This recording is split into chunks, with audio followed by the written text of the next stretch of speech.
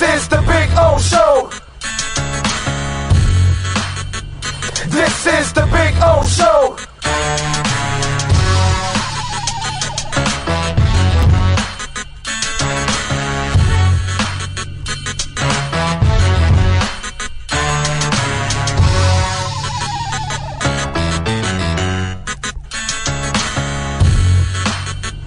This is the Big O Show.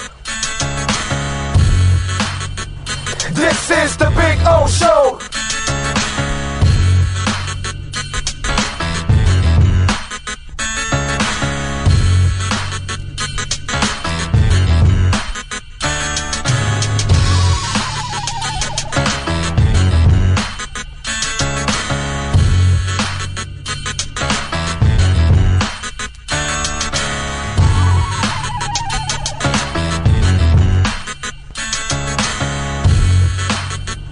This is the Big O Show. This is the Big O Show. This is the Big O Show. This We interrupt this program to bring you a special report. Miles an hour. That's a Category 4 hurricane. 3 deaths are reported in Florida after more than 24 were killed in the Caribbean. This.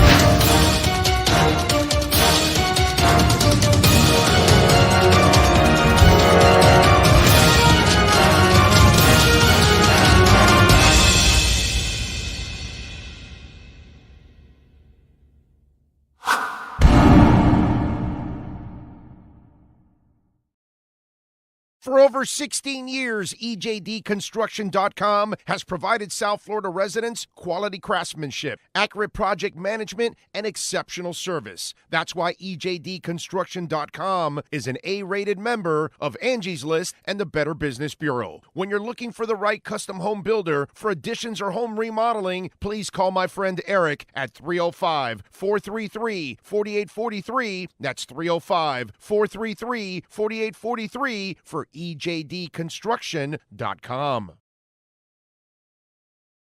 Oh, I think I know what this is. Houston, we have a package. Hello? No matter where you are, the Sloman Shield home security system guards your home. With next-gen perimeter protection, 24/7 monitoring, and interior motion sensing. And right now, get a free Sloman Shield security system and doorbell camera, all professionally installed, for free. Shield your world, the Sloman Shield.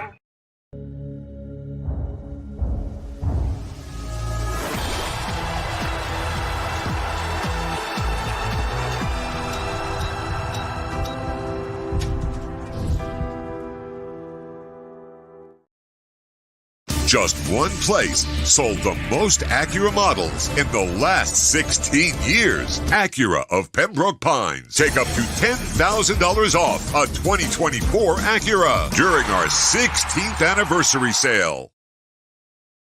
When presenting an award to an employee, athlete, executive, or fantasy GM, make sure you call Orvieto's Awards and More. For 35 years, these custom award specialists have been providing plaques, trophies, custom framing, while providing state-of-the-art laser and computerized engraving, UV printing, and glass crystal etching. They do all their engraving and printing in-house for quality control. Call Charles at 305-949-8098 or visit them at orvietosawards.com. Orvieto's Awards and More, where recognition is rewarding.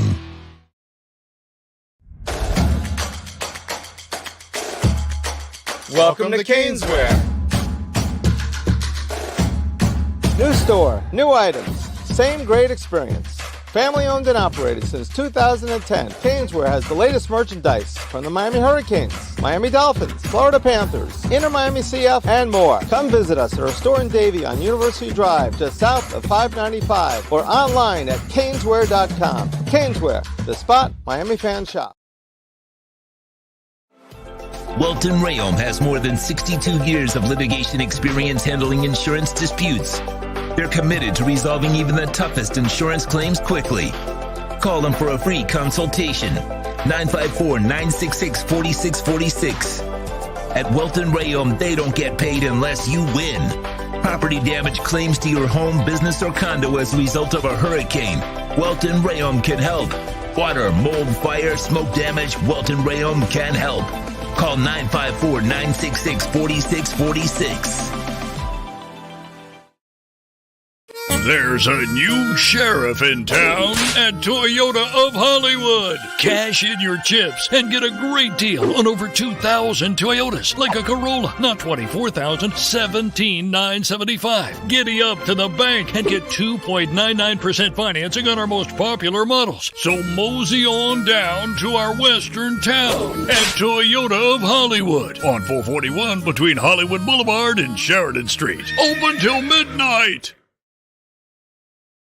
The viewpoint, statements, or beliefs expressed on the following program by the host, guests, or callers are not necessarily the opinions of FantasyXS.com, Media Group Inc., ownership, management, sponsors, or website.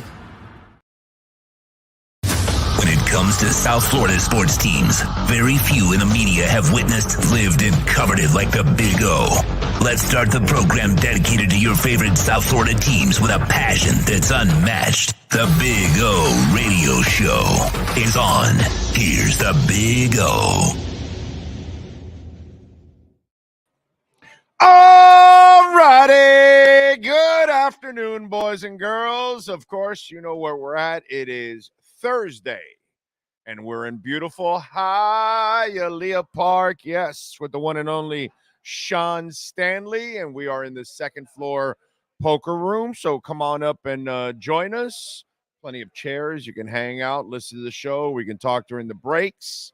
Obviously, you can also enjoy some great poker out here, man, and different games. And you got the TVs going on, baseball games going on, races around the country, windows to take some betting. And, of course, we always have the no regret first bet before it's gone. Take advantage and open your account. Remember, even if you have a Hard Rock account, because this is partnered with the Hard Rock, you're going through the Hialeah site. That's the key. And make sure you don't use, if you have a Hard Rock account, never use the same email or phone number that you have with the Hard Rock account. Use a different one, you know, and use your wife, your girlfriends, use your sons, your daughter, whatever. And open the account and enjoy and make a bet. Get your $100 and you're loving life, dude. You're loving life. So there you go. We are here at Hialeah Park. We've got guests joining us. Alex Winley will be joining us. Alex obviously does an excellent job of covering Inter Miami. We bring her on all the time, and she will walk us through the best team in the MLS and any of the news surrounding them since they get ready for the West Coast trip to Vancouver in Canada this week. So that's it's quite a trip. The good thing is it's I would imagine it's still cool there in the evenings, right? There's no way it ever gets hot in the evening in Vancouver, and probably not in May. maybe August or late July or something. Maybe in the evening might be warm or something. But Vancouver, I'm sure it'll be cool. So that'll be good for the guys. It won't be cold. It'll be cool. And you know who's also cool? Colby Guy. I follow Kobe like a lot of us covering the Panthers. He does an excellent job. Whether you follow George Richards or David Dwork, those are like the main two guys on the beat that most people follow when you love the Florida Panthers like we do. Kobe Guy has kind of become that other guy. Kobe has become the other guy, and so it's like that threesome pretty much. You kind of get pretty much all the information you need from all three guys. They do excellent work. And Kobe obviously works with George Richards on Florida Hockey Now, and he also does work for the AP. So he's like savoir-faire. He is everywhere. And the Panthers were outstanding last night. So Kobe will join us at 4:00 to talk a little Panthers. Looking forward. It's his debut on the show, which is actually really, really cool. And last night, let's get into the Panthers last night, man. That was awesome last night. It was domination because while New York had their chances too, but it looked like Florida was just in control, dude. In control. And then Bob was on his head. I wonder who's going to be the Cutter's Edge Pro MVP of the night tonight, huh? Anyway, and Bob was just ridiculous, which, we're not an extremely experienced hockey town. It's those of you out there that maybe lived in the Northeast and in the Midwest, and you moved down here. So you lived with hockey, so it's a little different. You guys have a better understanding of it. Here, it's been so few and far between. It's hard to pick up knowledge, and you've got to be old almost. Because really, if we're talking about the Panthers in the mid-'90s, you've got to be old, right? Because that's 28 years ago. All right? 28. 1996. That was the year, right? I'm going to say it was 96. That was 28 years ago. So that was the last time that a Panthers fan saw what we call a hot goaltender. And a little different, too. The Bees are played with very little room for error because he was not going to get offense. Okay? While the Panthers struggle with the power play, it was 96, right? Right, exactly.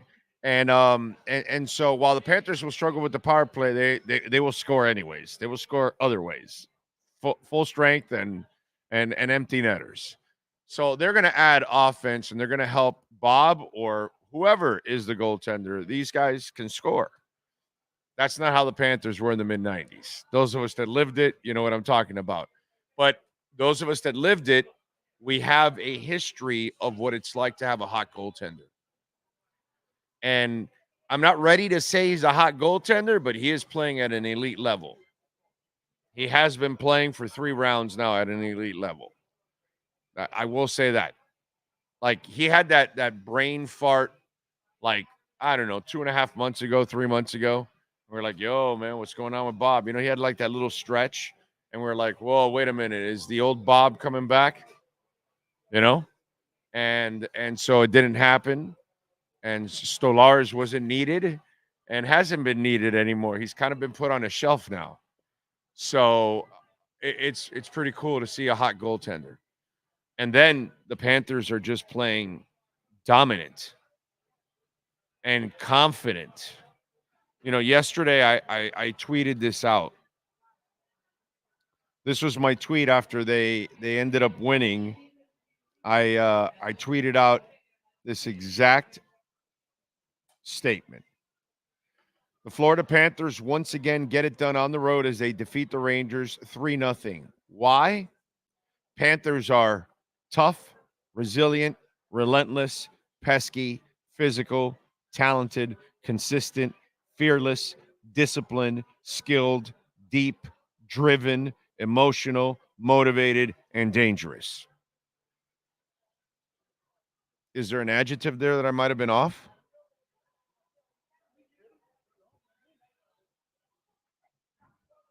Tough as hell. They come at you all the time, resilient. The relentless, they don't. It seemed like there was 7 guys on the ice last night. There was at one point. Yeah, the penalty. But I mean, it looked like there were guys. They're like all over. What's it called? Pesky. I mean, Kachuk has that himself, all alone. Physical. They'll rack you against the walls. Talented. I mean, this isn't like flukish here. This is like the real deal. Consistent. They've been this all year long. Tough, hard out, pesky, resilient. That's what they've been. Fearless. They went on the road like it's going out of style. Oh, this guy's out. No problem. Ekblad's out. Bennett's out. Whatever. Whatever. Doesn't matter. Backup goaltender comes in. Doesn't matter. Discipline. There are times where Bob doesn't even face a ton of shots because they're playing some great defense. Skilled. The passing is ridiculous. That one a couple games back where it was against the wall and he makes that spin play that I forgot who made the spin play. I forgot who he passed it to, but it led to a goal.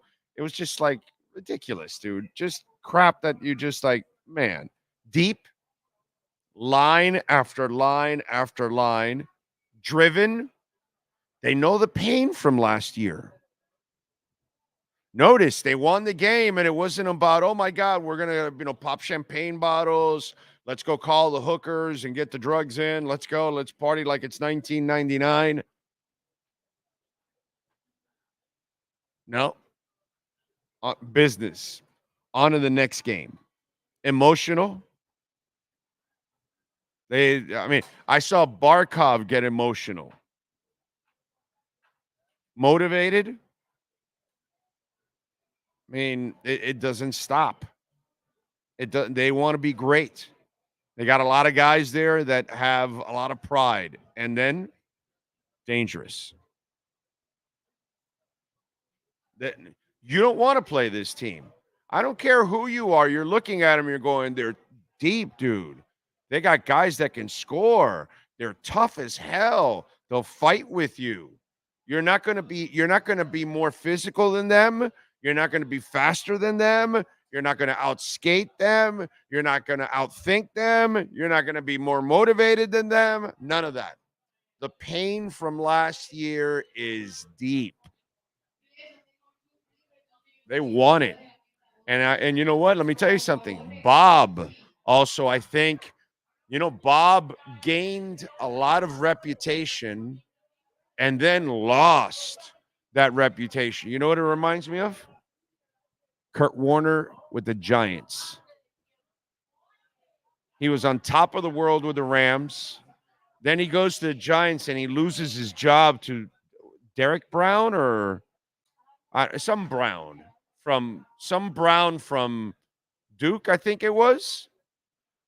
And so it was bad. And then he goes to Arizona and he finds his life again, and kind of you think about what's gone on here, and he didn't have to switch, but the environment did switch, the coaching, everything. And so now he's kind of like a new man, and he's kind of regaining the original reputation that when you hear the announcers in between intermissions, they're like, well, when Bob is on, then, it's over.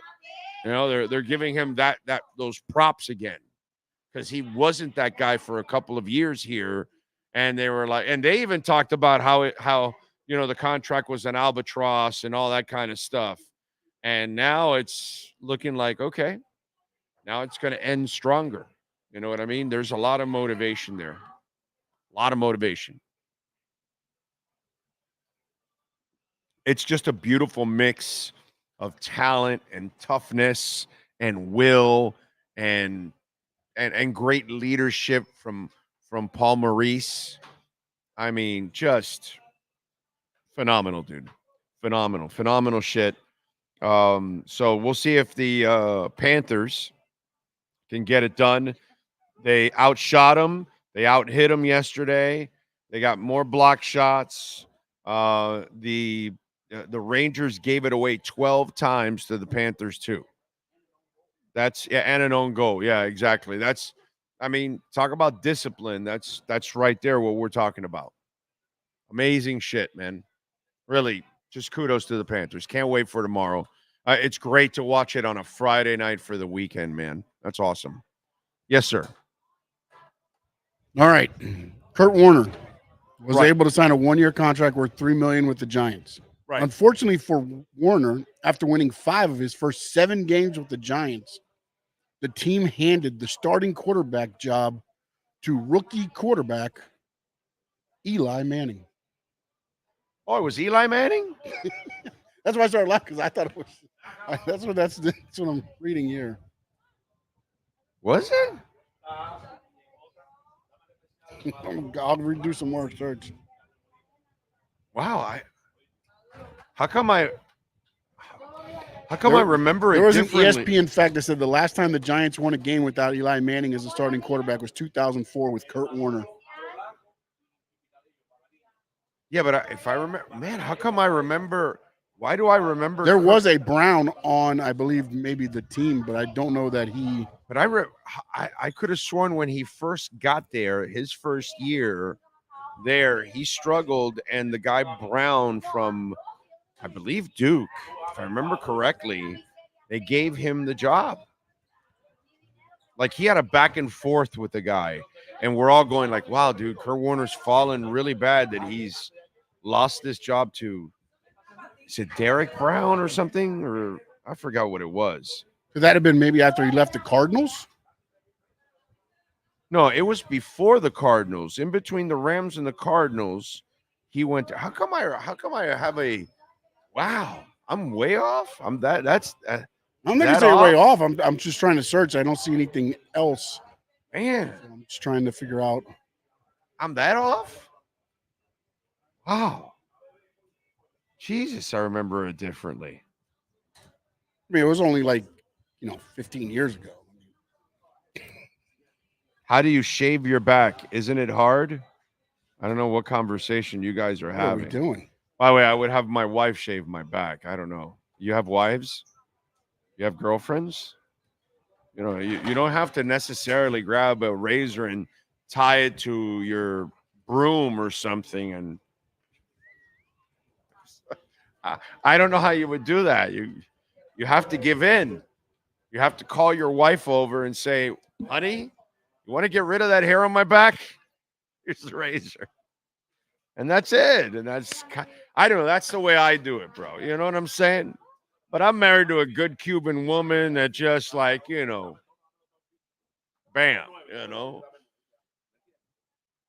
through thick hair and thin.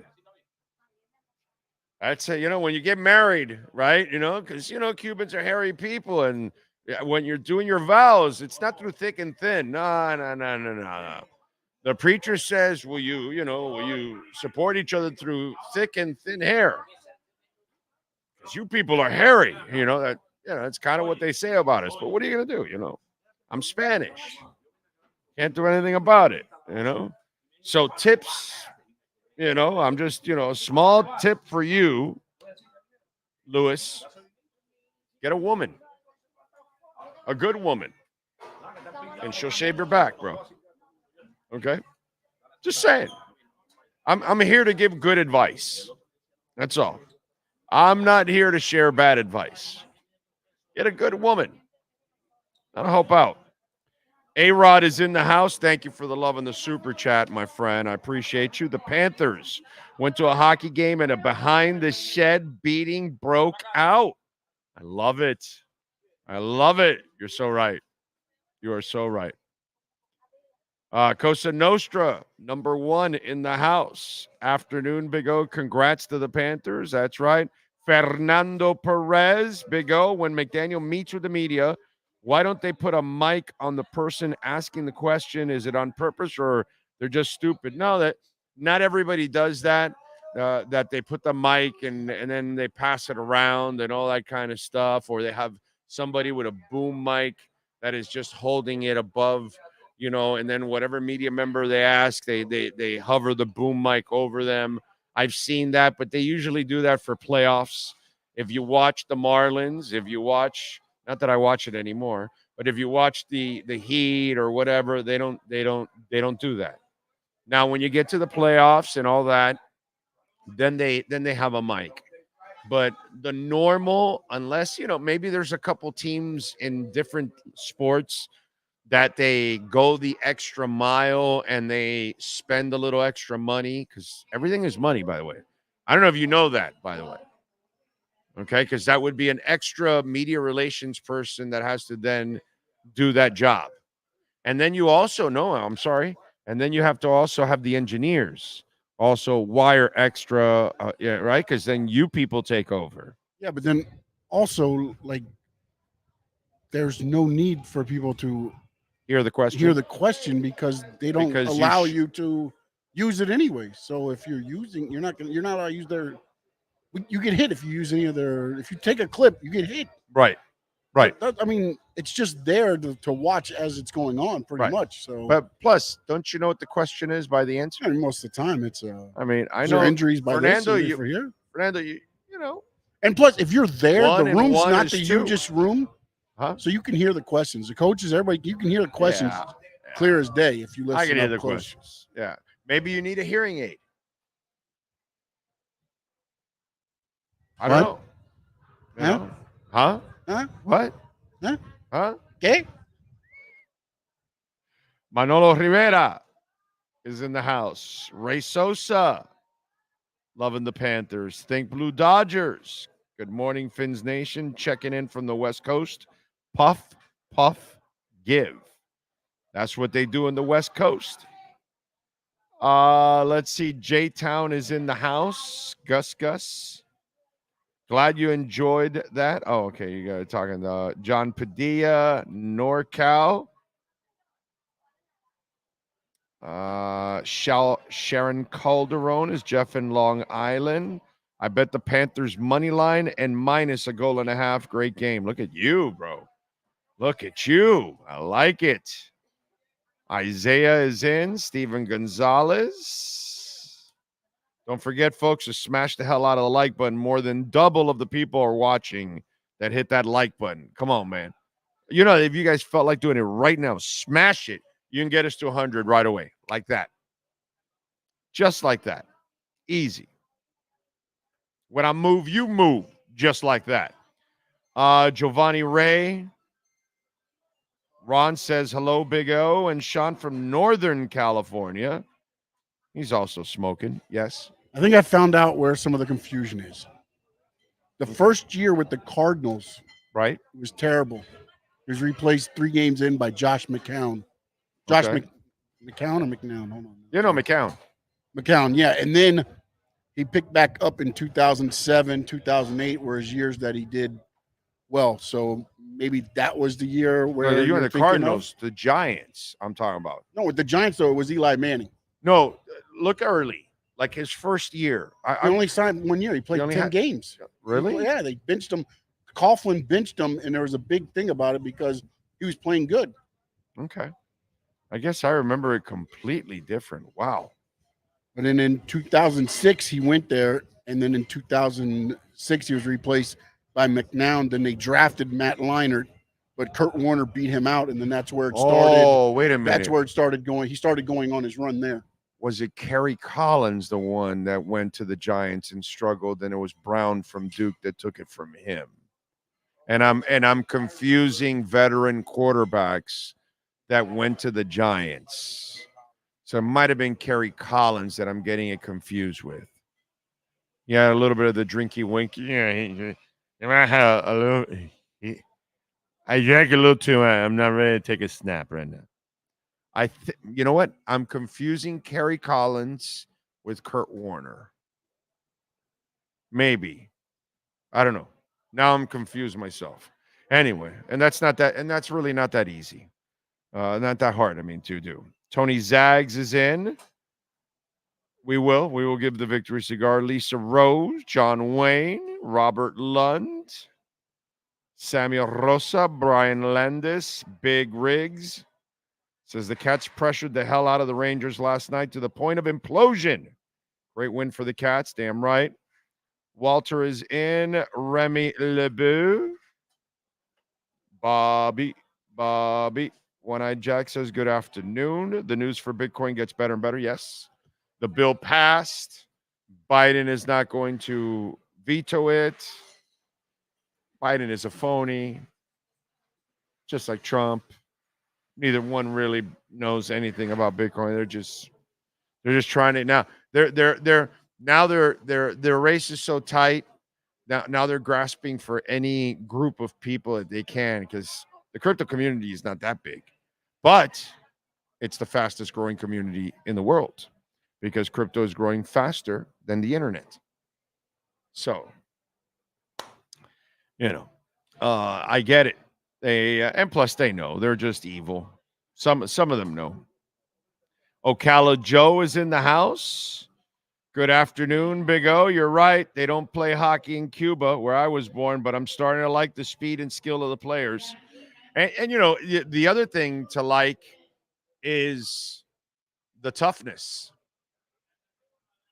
That's the beauty of it, because you can appreciate, if you watch it, look, you watch basketball, and they need days off, and they have load management and all that bull crap. And then you watch hockey, and they play the same 82 games that basketball does, but there's no load management, and they're racking each other up against the wall on a consistent basis. And they're playing with all kinds of injuries. Last year at the end of the season, Kachuk took the ice with a broken clavicle. I can't get out of bed with a broken clavicle. The man got on the ice with a broken clavicle and scored a goal.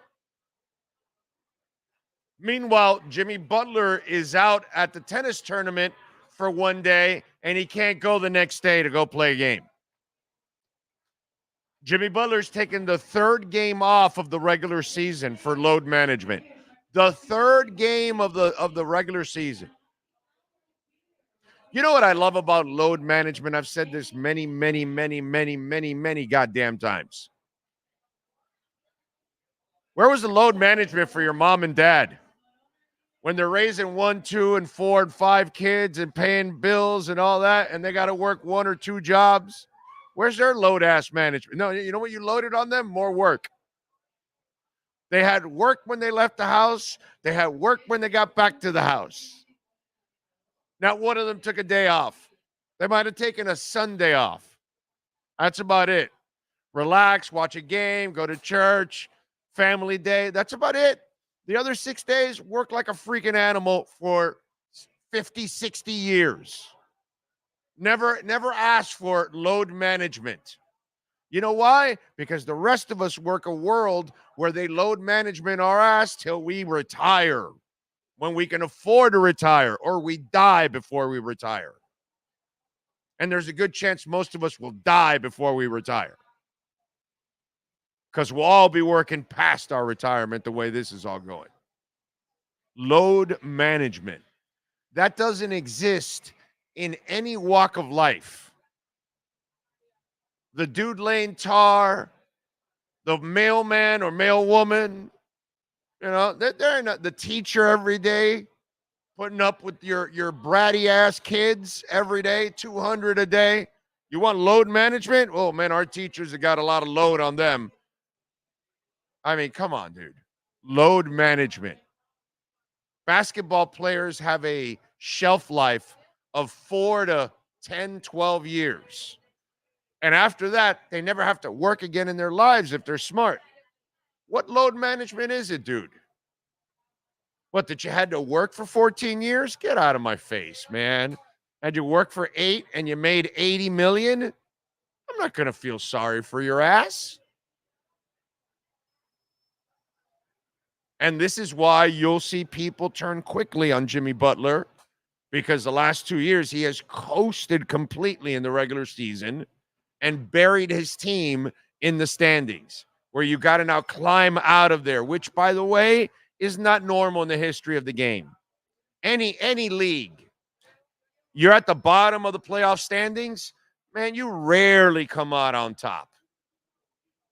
It's not the way it goes. And then when you watch the Panthers, to bring it full circle, you respect the hell out of hockey players, man. They work as hard game 1 as they do in game 82. NBA players are the guys that didn't do their homework the entire school year. And then towards the end, the teachers tell them, well, you're failing. Oh, teacher, what can I do for extra work? Right now, I want to make up my grade. I want to get a D or a C to just pass. That's NBA players. They want to do just enough to get by. And that's where I would tell you, Steven, you should become more of a hockey fan than an NBA fan nowadays. Because really, blue-collar, hardworking people actually can relate a hell of a lot more to a hockey player than they ever could to an NBA player. Because the mother that's got to raise some kids and work, and the father that's got to work 2 jobs can relate to a hockey player. An NBA player, that's the kid that's silver spooned. And you know, you get to high school and you get off the bus, or you carpooled, or your mom dropped you off, but he pulled up in a brand new Corvette at high school. Yeah, that's the NBA player, the silver spooner. The rest of us are NHLers. We got to work. I'm still 57. I'm working. I'd like to retire, right? If I was a successful basketball player, I would have retired more than 20 years ago.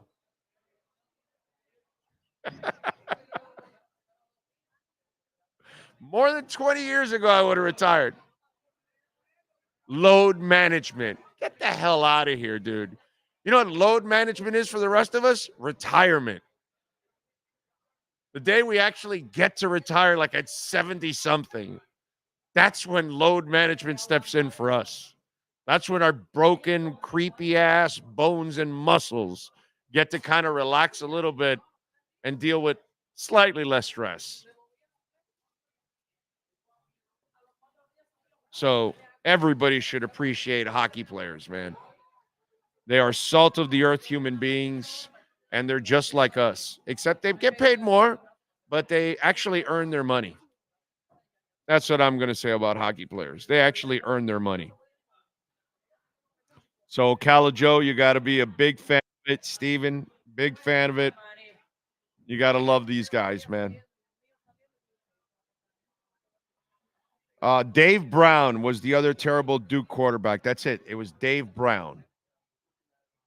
And Dave Brown. The Dave Brown years, that was way again. No. I'm saying I went to look, and then Dave Brown took over after Phil Simms in '94. Right.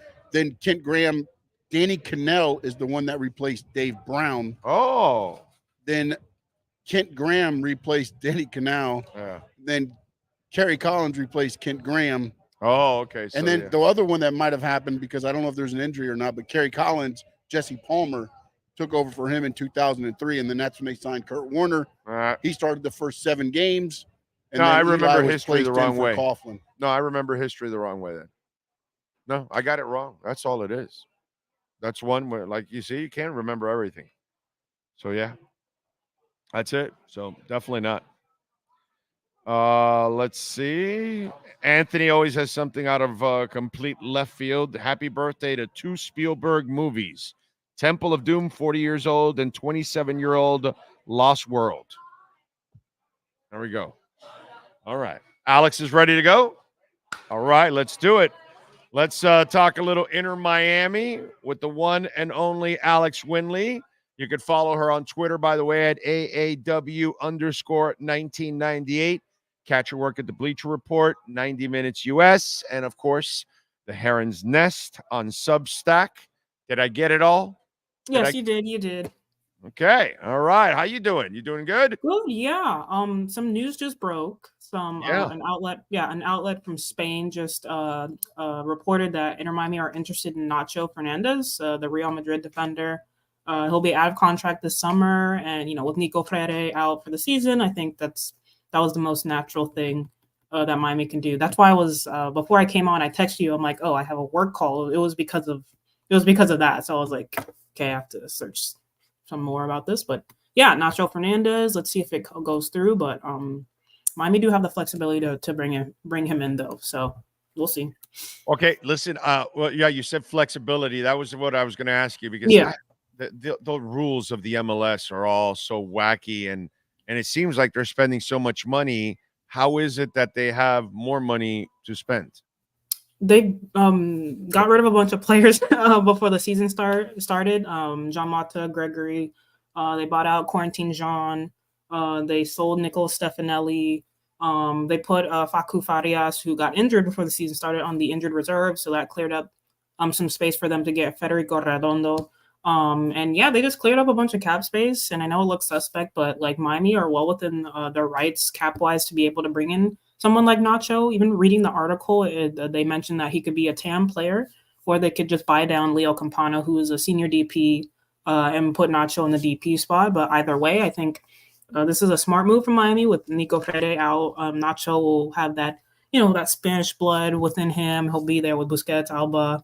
Even though he's a Real Madrid guy and it's kind of Barca Miami right now, I think Nacho is probably he's probably the perfect fit for what Miami can get right now with them at the top of the East, Supporters Shield race. I think that bringing him in during the summer, especially when Messi is going to be going for Copa America, maybe Diego Gomez too, Federico Redondo, bringing in just another defensive reinforcement now, it makes sense. And I'm actually pleased that the front office had the brains, I guess, to make this move if it comes to fruition. Yeah, no, definitely. And listen, the area they need help is defense because it's just I obviously we all love the offense and the players they have, and when Messi's playing, the magic is constantly flowing, and I get it, but it's just so hard in any sport, Alex. This is not a football thing. This is a football, a basketball, a hockey, a tennis, whatever. Outscoring people is just. It's really hard to win a championship that way, and you're going to have to play some better defense. And that's the one thing that, in building this team, it's almost like they focus so much on offense, they kind of fell back a little bit on defense, and that's been the one thing that's kind of exposed them, at times, is their defense. Yeah, I will say to that, I was surprised to see this figure the other day. There was a chart someone posted on the MLS subreddit where they listed the Eastern Conference teams by goals conceded per match, and Miami was the sixth best team in the East regarding conceding goals, which is surprising me. It surprised me because I thought they'd be a little bit lower. But in terms of like their defense as a whole, it's when it's bad, it gets bad. But like it's unfortunate Freire went down with an injury because he was just starting to click with Toto Avilas and they had 2 back-to-back clean sheets. So, yeah, it just to lose them, it's unfortunate. But, if they get this Nacho signing done, I think Miami are in a pretty good position to make a run at the Supporters Shield and MLS Cup too. So let me ask you something. Obviously, it's beautiful when Messi's playing. Right. What do they do when he is missing time? And look, the good thing is they've built up a nice reservoir of points. So once he starts missing, if you fall back a little bit, you're not going to fall completely out of playoff contention. Right. So that's the beauty of what you've done. Unlike last year, that by the time Messi joined you, you were out of playoff contention. Yeah. And you needed perfection just to get into the damn playoffs. and that was too much to ask. Now you don't have to be perfect anymore, but still, Yeah. you'd like to be better offensively because, man, when he's not on the pitch, there is zero offense. It's crazy. Yeah, I mean, I would say, I think that's why they got someone like a Matias Rojas. Obviously he's not Messi, but he can play that withdrawn attacking midfielder role. He tried a little bit of that against Orlando. It didn't quite click, but I think once Miami gets fully fit again with Gomez, Redondo. He had a golazo a couple of weeks ago. Yeah, against Montreal. Oh my gosh. I think people were more upset. I was scrolling through X or Twitter during that time, and people were more upset that Messi was not allowed back on the field. And then I think half of them missed. Rojas just absolutely smacked that into the back of the goal. It was a crazy goal. World class. Yeah, it was incredible. I was like, I had no words for it. Wow. I was like, wait a minute, let me get my Morgan Lewis jersey. Right. Off the number 7. Let me put Rojas. I was about to do that. I was like, wow, Rojas, man. Right. Damn, dude, that was awesome. So right. But yeah, no, it's just I'd like to see, and then I kind of find myself pointing fingers at Tata, like, yo, dude, show me some coaching, bro. Come on, dude. Don't show me this messy dependency all the time. That it's a lot easier to depend on the God. Show me something. I create something, do something, somebody. You know what? I would like to make Campana my guy when Messi's not around, because I kind of feel like the only thing that stops him is his injuries. Actually, if his body holds up, that kid's impactful all the time. Right, and that's the unfortunate thing with Suarez playing the way he is. He's like 11 goals through how many games, and Campana with the injuries. I think now, especially when Messi will be gone, and maybe even Matias Rojas, because he plays for the Paraguayan national team as well. So someone's going to have to step up. I think Suarez will be that person. Campana will be that person. I think Federico Redondo's back, and he has that playmaking gene in him, so I think he'll help as well. Obviously, Robert Taylor, who a couple days ago, we were speaking to him after the Football Fiesta open training, and he doubled down and said he's not going away with the Finnish national team when they have friendlies, and he's focusing on Inter Miami, so that'll be an extra help for the team as well. Obviously, I know this is kind of out of left field, but Jordi Alba, I know he's a left back, but he has scored this season. He's also a playmaker on that left-hand side, so that should help.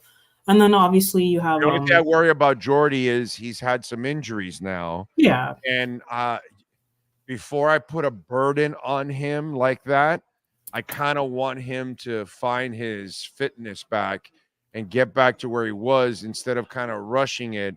That, we need you desperately for that, when there are, like you said, with Campana and Suarez there, man. Come on, dude. Right. These are guys that should be able to take hold of that position and carry. I'm a big Campana believer, man. The only thing for me, his only knock is that he gets knocks. That's about it. Yeah, really. essentially. Yeah, and even if Jordi gets injured again, there's Franco Negri, who did a really good job stepping in for him. So Miami do have options. It's going to be unfortunate. Obviously, I hope Messi goes to Copa America, balls out, and Argentina can win some things again. But Miami going to have to just push through these summer months. But like you said earlier, they have this really, I think they're 10 points clear of third place. It's just FC Cincinnati breathing down their neck. But, they do have that cushion. And, what if they're not as clinical, or maybe they're dropping some games, they do have that, when Messi does get back, they can go on that run again comfortably, stay at the top of the East. And, if Nacho also comes in during the summer, they'll have that defensive reinforcement. And yeah, this team is built to win a trophy or multiple. So, and they're not going to relinquish that now. So the front office is... Look, I don't mind, like the other day when they played a gritty game without Messi, and they played to a draw. Mm-hmm. Picked up the point. I think it was a road game. I believe. Yeah, it was away at Orlando. Right, it was away, and to me, I found that a very respectable, performance. Now, the problem is you can't be hoping to be that while Messi's gone for stretches. You got to do a little bit more, and you got to surprise and pull out a game or two every once in a while. And that's just the one thing that I do want to see.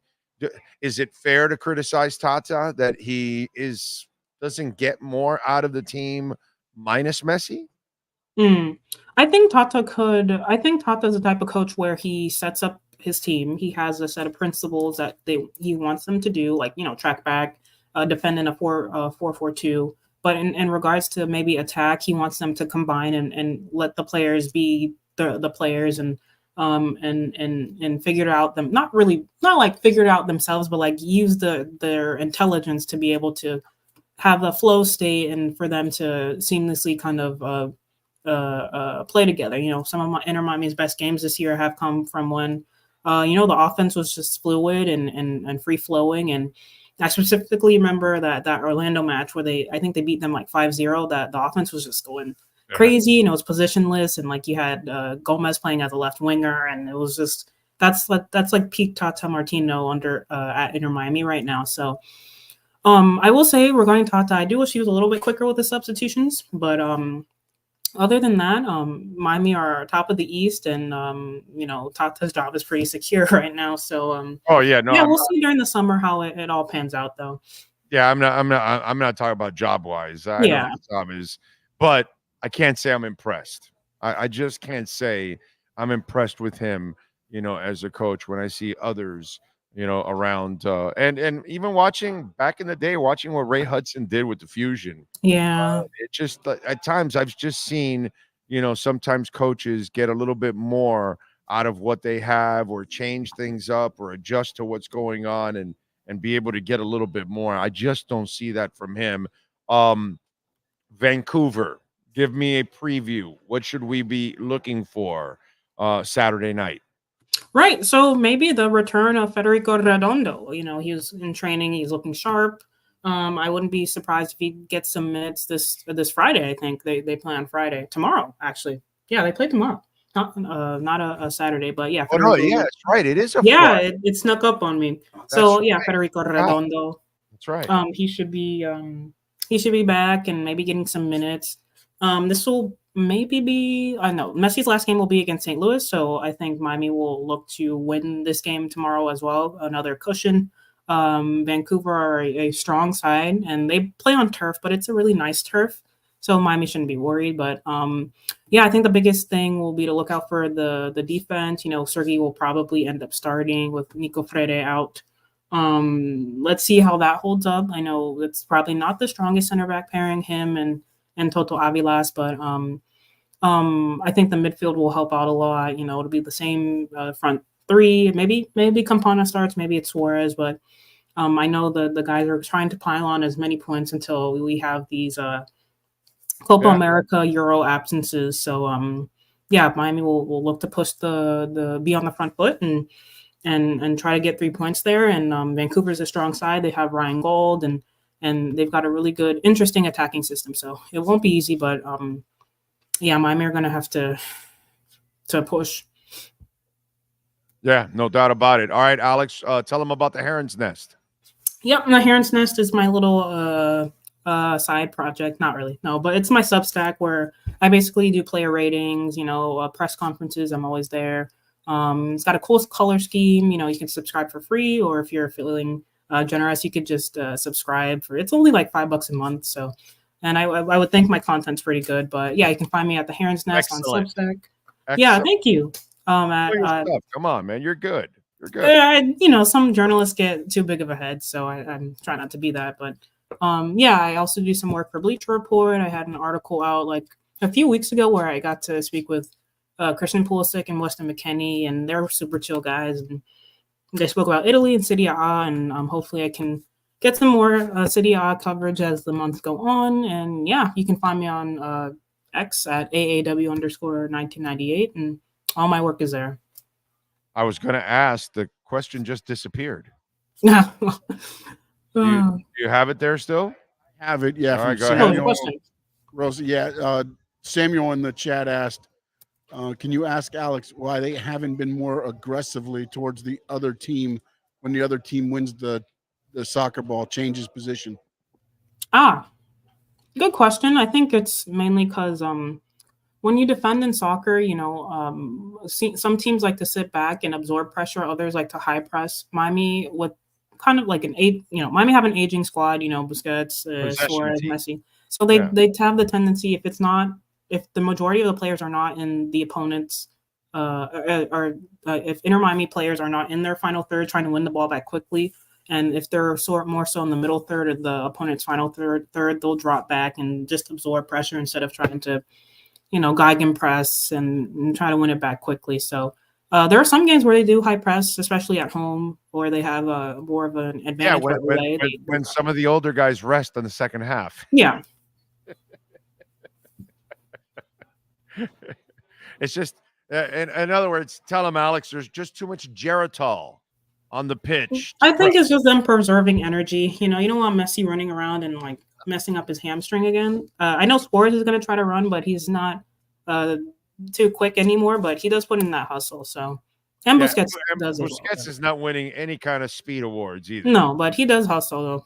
He runs a lot. Definitely. Although he's the best lawyer. Yes, MLS players could ever buy, because anytime there's an issue on the pitch, the guy defending the case is Busquets, bro. He is right. He should be a diplomat when he's done playing. Yeah, I think he should work at the UN. Barca president. Yeah, Barca president. Yeah, something, because some tells me Busquets would work well in politics. That's right. That's for sure, man. He's amazing. All right. Yeah. Follow her on Twitter at AAW_1998 and catch her work there at the Bleacher Report. Alex, as always, thank you. Appreciate you. Thanks for having me on. Sorry I was late. Oh, please. No problem. Our pleasure. Thank you for it's digital. We're flexible. Yeah, that's the beauty. Plus, I'll see you. What? We don't answer to anybody. That's the beauty also. So thank you very much. Enjoy the football. There you go. Alex Winley, great stuff as always. She's fantastic.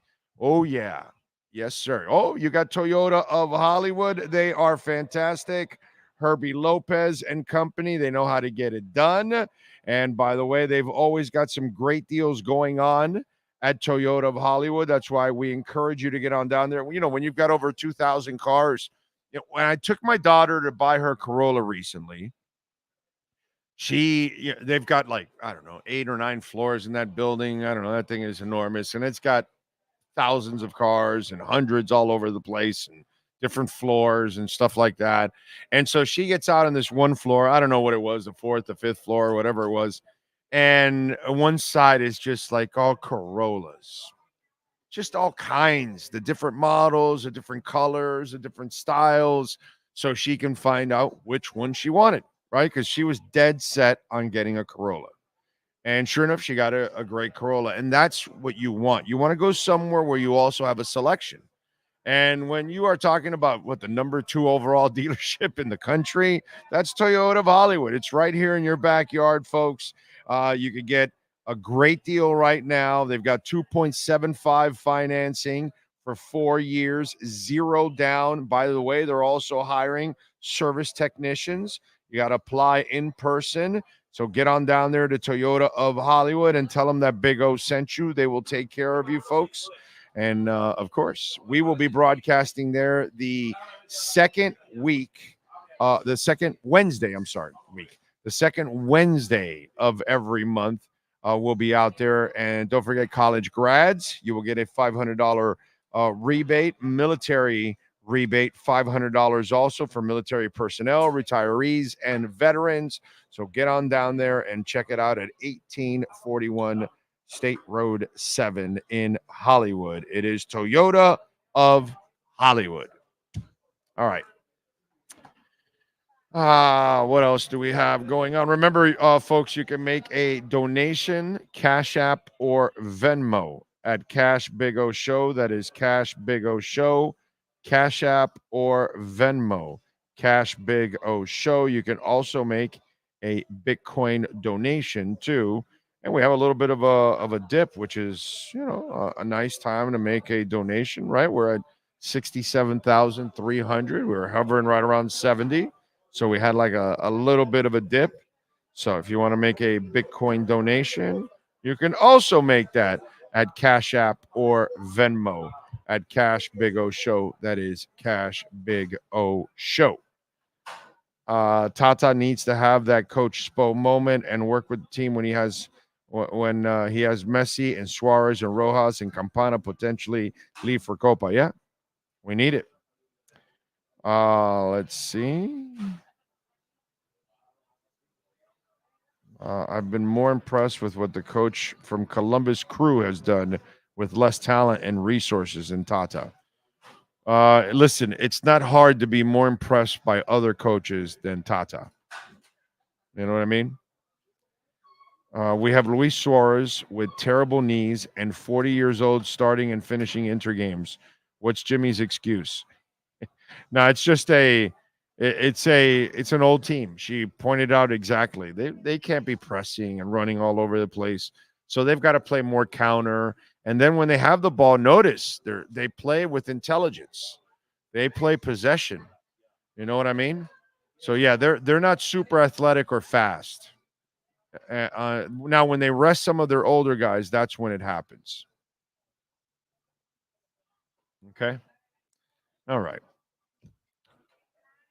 By the way, wanted to mention, because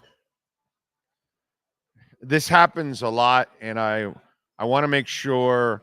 I kind of find myself almost like the Dolphin police for you guys out there, and I don't want you to fall for this crap, because look, man, the media has a job to do, and they've got to fill space, and it's every day, and their editors want content, and so they got to come up with content and try to be creative with it. But at the same time, there's a bunch of it that is just clickbait and bullshit.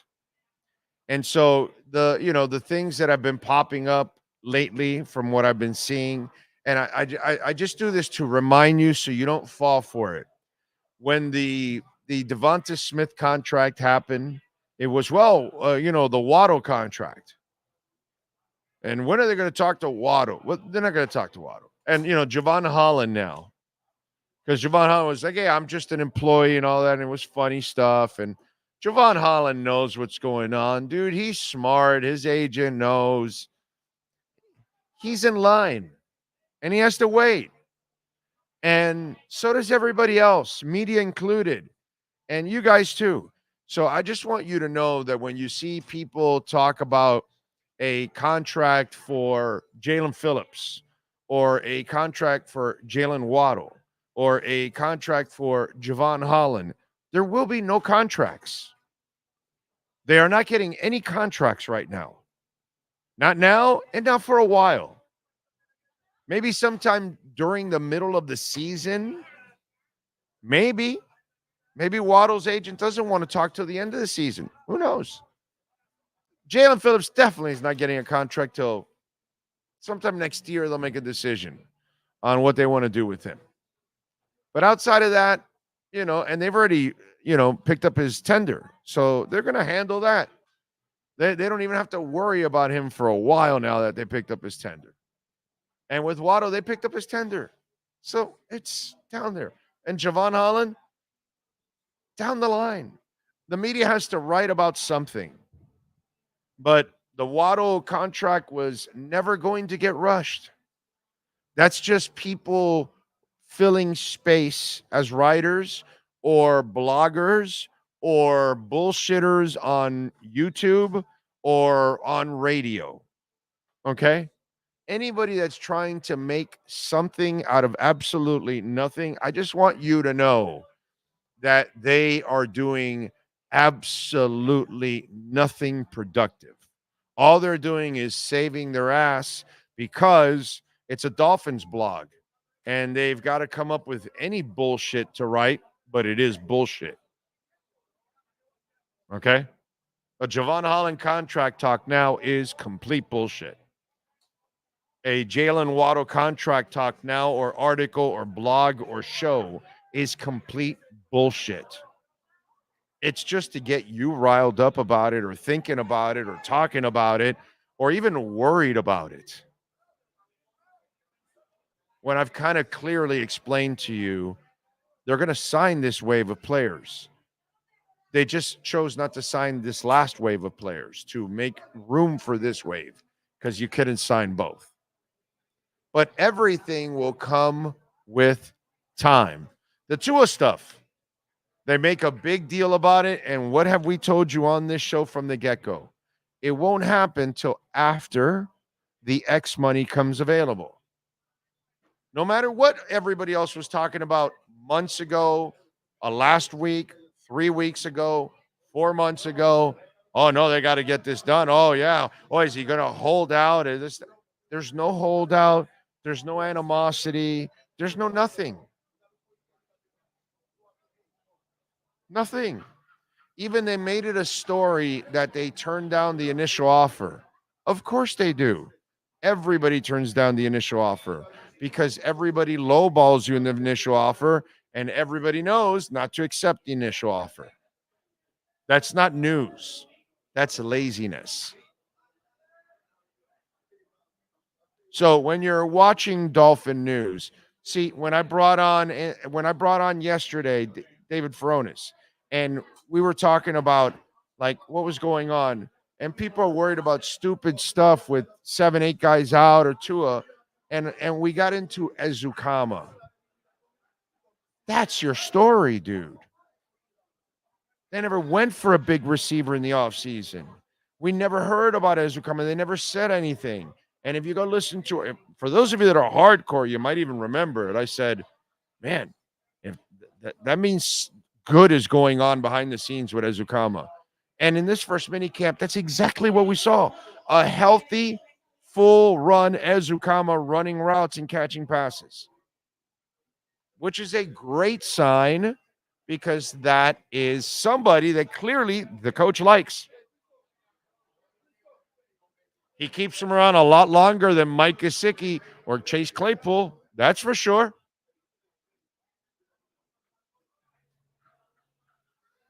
Did Mike Gesicki make it to year 3 of Mike McDaniel? Because this is year 3 of Mike McDaniel, right? I'm sorry. He didn't make it to year 2. Meanwhile, somebody made it to year 3 of Mike McDaniel. Eric Ezukama. That's your story, bro. That's if you're a writer, if you actually, are covering the Dolphins, that's your football story. Not that, what was it? That Tua was off, or Tyreek, or Waddle, or Odell, or these are veterans, bro. These are people that are established. We need a Zukama. He's the guy that was injured. He's the guy that could add a dimension to the team, catching and running. Bro, that's information. That's football talk in May. And it's hard to have anything relevant, anything good, anything that is, like substance. That was your substance right there, dude. And your silliness because you're worried about Tua, and you guys will click on it. And then you guys like my man Frankie Fresco, you're gonna fall for it hook, line, and sinker. The whole Tua, he's missing. Well, should he be here or not? Oh, it's OTAs. Eric Ezukama, now that is news, dude. That is news because I like him. I don't know about you guys, but I like what I've seen from Eric Ezukama. I just haven't seen enough. That's my problem. That's the issue I have with him, that he's had the injuries and he's young and he hasn't gotten enough time, but he actually has made some plays. Unlike the Tanner Connor kid, who has just shit the bed the few times that he's gotten an opportunity. That's different. Now you tell me Tanner Connor, I'm like, yeah, well, whatever, bro, But you tell me this guy, I'm like, yeah, I want to see this guy. I like Eric Ezukama. Julian Hill grew on me. He was kind of effing it up too early on, and then by the end of the year, he started to look better, and that's another guy I look forward to this year. Fortson was running around Furones. There you go. That's football, dude.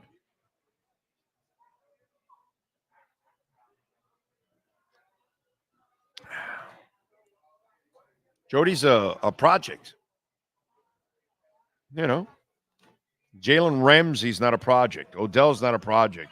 Jonnu Smith is not a project. Shaq Barrett is not a project. Kendall Fuller is not a project. Zach Sealer is not a project. Tyreek is not a project. Waddle, Tua. These are people that are established. I'm not worried about them. Fortune's still trying to make a name. He doesn't. We don't even know if he's worthy of 53-man spot. Erica Zukama. I like what I've seen. So that's our problem, man. And you know why? Because we don't put enough trust in you. So we give you all the bullshit as media, and we give you the low-hanging fruits, the stupid shit, and we hook, line, and sinker you with that stuff. And we make you waste your time talking about a stupid OTA missed by a veteran player. An OTA in May. What is it that I say about veterans and early in the offseason and what teams don't want to do? They don't want to carry them, right? Because they get hurt. The hell am I going to make Shaq Barrett run around for in May? Do I really need Odell to run around in May? No. But they look at it one way, and then those of you out there in this utopian fantasy see it completely different. Like it's some kind of army or something, and you got to be there every minute, every day. No. If I'm telling you that teams don't like carrying older players at times early in the offseason because they might get injured, and here are all these established veterans that they're leaving them to take the day off gladly, you got to put one and one together, bro. You got to listen to the host. I have a little bit more experience than 99.9% of you when it comes to covering this league and knowing what the hell is going on. So you might want to trust the people that actually know what the hell they're talking about. So, and guess what? I also don't have that agenda. I don't need to fill space. Oh, Kobe Guy is already like Cuban. Let me give you his phone so you can call him.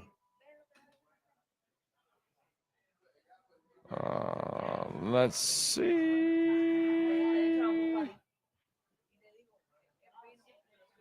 Let's see.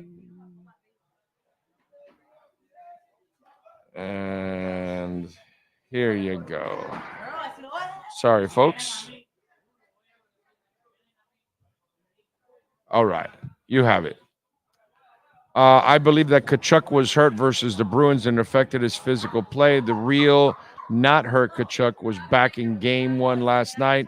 Open ice hits, more involved. Look out, Rangers. Yeah, man. He put a hit yesterday on one guy. That was just awesome. Load management is retirement or death, sadly. That's us, Karun. That's us. That's what Sean and I and the rest of you are signed up for. That's our load management. The day we retire or the day we die. That's it. That's the only time. We don't really get to. We get a pit stop. We don't get rest. We stop for a moment. Right. Like, yes, exactly. DJ Ozone says, Big O, how do you feel about Weaver? It seems so far the players like him. Will he make our D a top 10? I don't know. I have no idea. I'd be making a complete guess. Do I like his demeanor? Yeah. Hell yeah. I saw it in the press conference. I loved it. Now I need to know if he can get it done. Dude, I love Mario Cristobal. How do you like that? Now, I loved him at FIU. I thought he did a terrific job at Oregon. A little conservative, but I like him overall since he's been here. I haven't been impressed at all.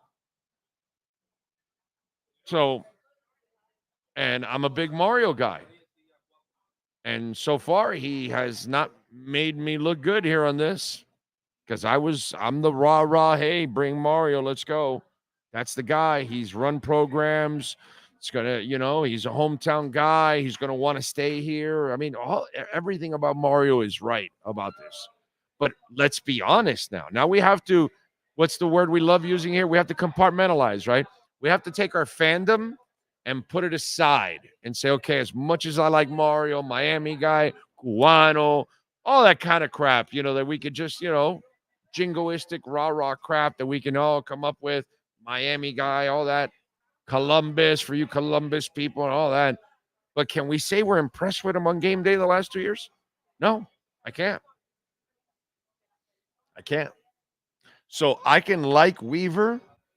I can like how he carries himself in a press conference. It's great to hear that Javon Holland thinks he's a fantastic person and a coach. Still need to see the results. And I don't know. He's unproven completely as a defensive coordinator. That's all I can say. So let's hope. I can tell you this. I am rooting because obviously as a Dolphins fan, you see, I'm a media member that I'm not looking for the negative angle or that. No, dude. I want wins. I want greatness. I want to talk about good shit. You know what I mean? I'll talk about the bad shit if it's there, just like I'm telling you about Mario. I'll do it. I have no problem with it. I want him to succeed, but I don't know. None of us know. As Dolphin fans, we just got to hope. That's it. Should I put $100 on Tua winning the MVP this season? Honestly, looks like a great bet. I would put $100 on Bitcoin right now. Okay, Lewis. Put it this way, Lewis. It's at 67. It'll be well over 100,000 by the time the Super Bowl rolls around.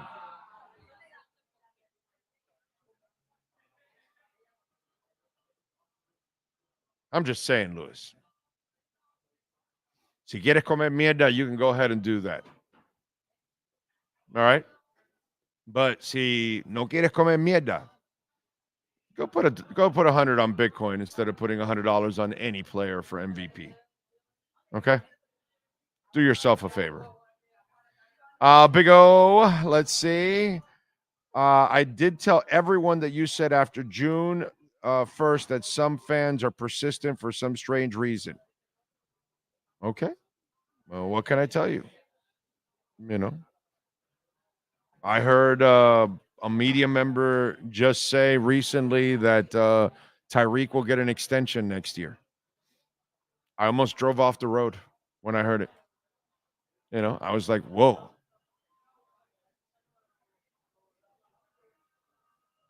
You're out of touch. You're out of mind. I'm just saying. I heard that and I almost drove off the road. I was like, yeah, you don't listen to my show. That's damn sure. All right. He's ready to go. All right. Let's do it. Let's talk a little Florida Panthers. The Cats last night dismantled the Rangers 3-0. And Colby Guy does an excellent job for Florida Hockey Now. And the AP, the Long Island boy, is in New York covering the Panthers and the Rangers. Colby, welcome to the program, my brother. How's it going? Good, man. It's good to have you on. So what's a Northeast boy do when you go back there now? What's part of your routine? Going to a lot of the same pizza places and the same bagel places and seeing some family as well. So that's always fun. Dude, do you go to the pizza place? Every time I go to MSG, usually it's for a concert. It's a little different. But when I go to a concert at MSG, there is literally across the street, right? I think it's on the side of where the subway station is, but it's across the street. It's a pizza place, and I always get the Parmesan pizza, which is absolutely phenomenal. Do you know that pizza place that I'm talking about? Are you talking about NY Pizza Suprema? I wouldn't know. I wouldn't know the name. All I know, it's literally across the street from MSG. That might be the place, because I think if that is the place, I think you're right on with it. That's one of my go-tos. There's a couple of them near the arena that are always good.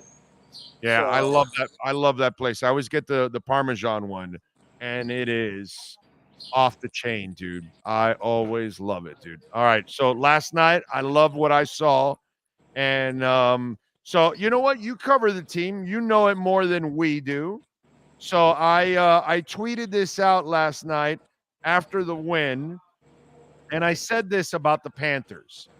I said the Florida Panthers once again get it done on the road. They defeat the Rangers 3-0. Why? The Panthers are tough, resilient, relentless, pesky, physical, talented, consistent, fearless, disciplined, skilled, deep, driven, emotional, motivated, and dangerous.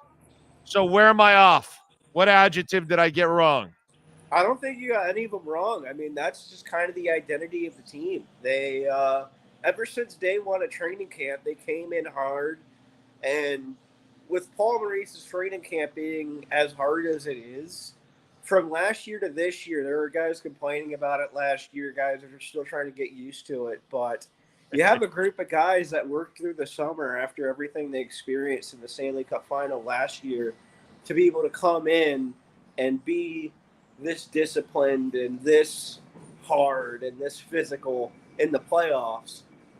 And it's really paid off, because Paul Maurice was talking about it this morning, that once they got the training camp, they lined the pucks up at center ice, and everyone was getting ready to get going for that. Nobody complained about it. Nobody was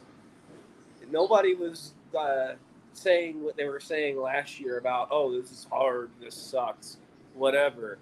By the time they got to the 6th or 7th puck of the bag skates during training camp this year, everybody was cheering and getting each other pumped, and this is a much more resilient team than last year's was. And I mean, with everything that last year's team went through, that says a lot.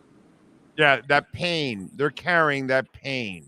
And that's what keeps them motivated on a consistent basis. That's why even winning last night was kind of ho-hum. All right, let's go. This is who we are. Let's just move on. Let's get to the next game. And let me tell you something. One of the things that has to be amazing, it was, announced that Bill Zito is one of the finalists for the Jim Gregory General Manager of the Year, and it's well-deserving. But as a guy that was ripping into this team a couple of years ago, Colby, because I was so pissed at what wussies they were and how soft they were. And, last night we saw, was it Kachuk that rocked Trocheck? There were a couple of big hits, and I think that was one of them. But Kachuk rocked somebody. Was it Trocheck? So who rocked Trocheck yesterday? I think it was Trocheck. It was Trocheck. And so I used to get so pissed that they would trash Trocheck constantly, and nobody on the Panthers would stand up and get physical and all that.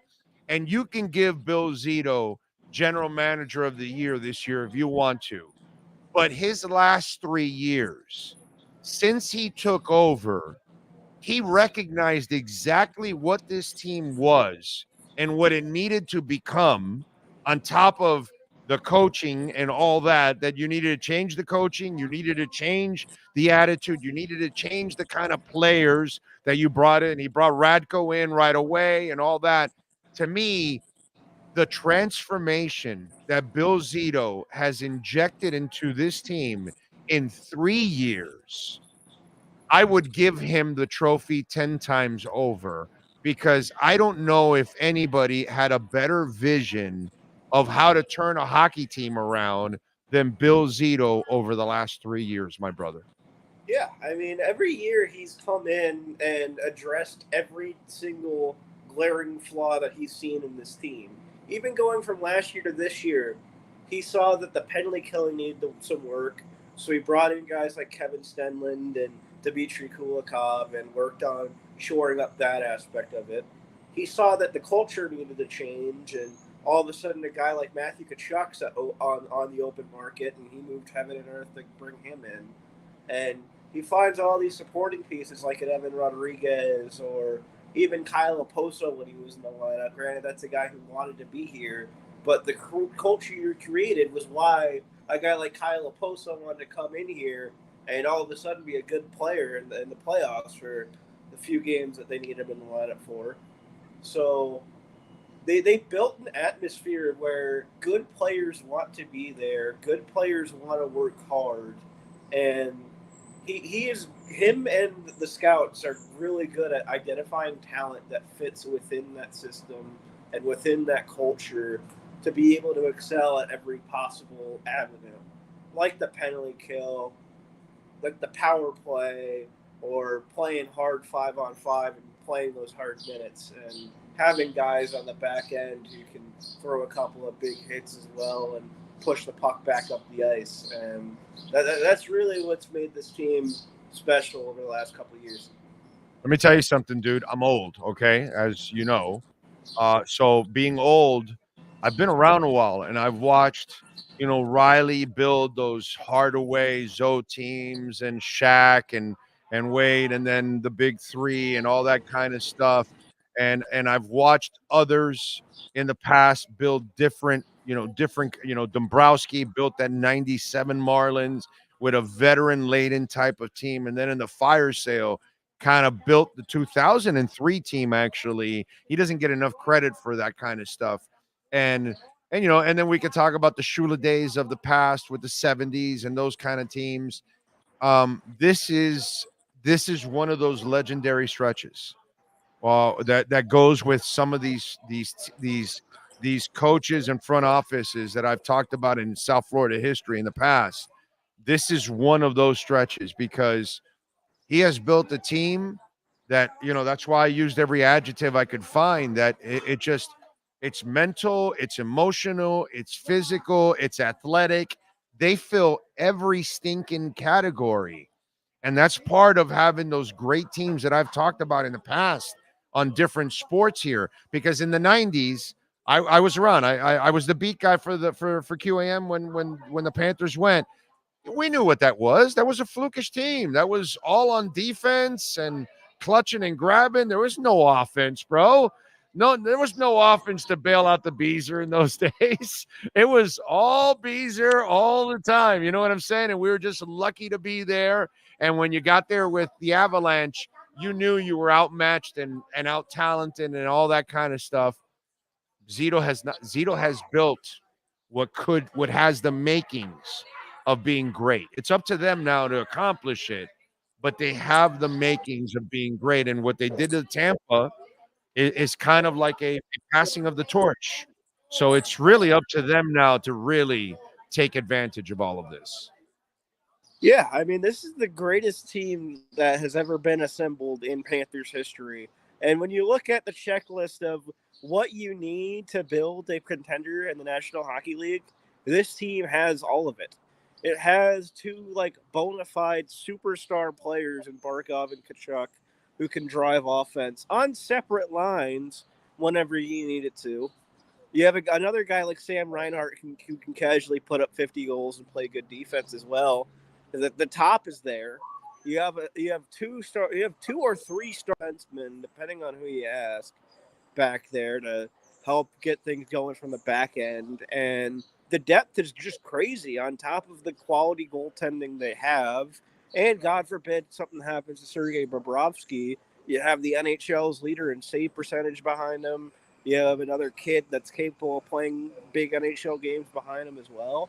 But knock on wood, nothing happens. But when you look at the team on surface level, it has exactly what you want out of a team to compete in the NHL. And looking at how deep it is and how many guys on all four lines can go out there, contribute offensively, or just kind of push the pace of the forecheck as the team likes doing, I think you have a team that can roll it against anybody, all four lines. And that's really what you need out of a contender. And that's the first time in Panthers history that you could really say that.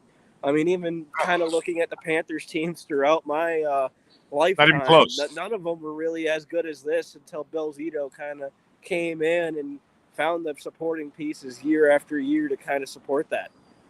Yeah, no, dude, it's not even close. Not even close. Like 2 years ago, I was like Verhage or Tyler Hero. And I was like, the people that pick Hero, I go, you people don't follow hockey. Hey, this guy's a freaking stud. Okay. Forget about it. You know what I mean? This is a team that's got stars, bro. Reinhardt and Verhage and Kachuk and Barkov. Yeah, this is a sick group that they have put together. This is the kind of group that can do a lot of damage, man. Now, now again, this is part of this whole process, and this is why it's beautiful, because if they're able to put it together and get 7 more wins and lift that cup, that's really what's going to then catapult them to the point of, all right, now you believe in yourselves, and then it, Colby, better than most of us. You cover the league.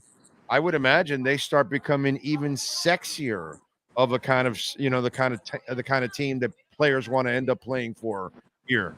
You know what I'm saying?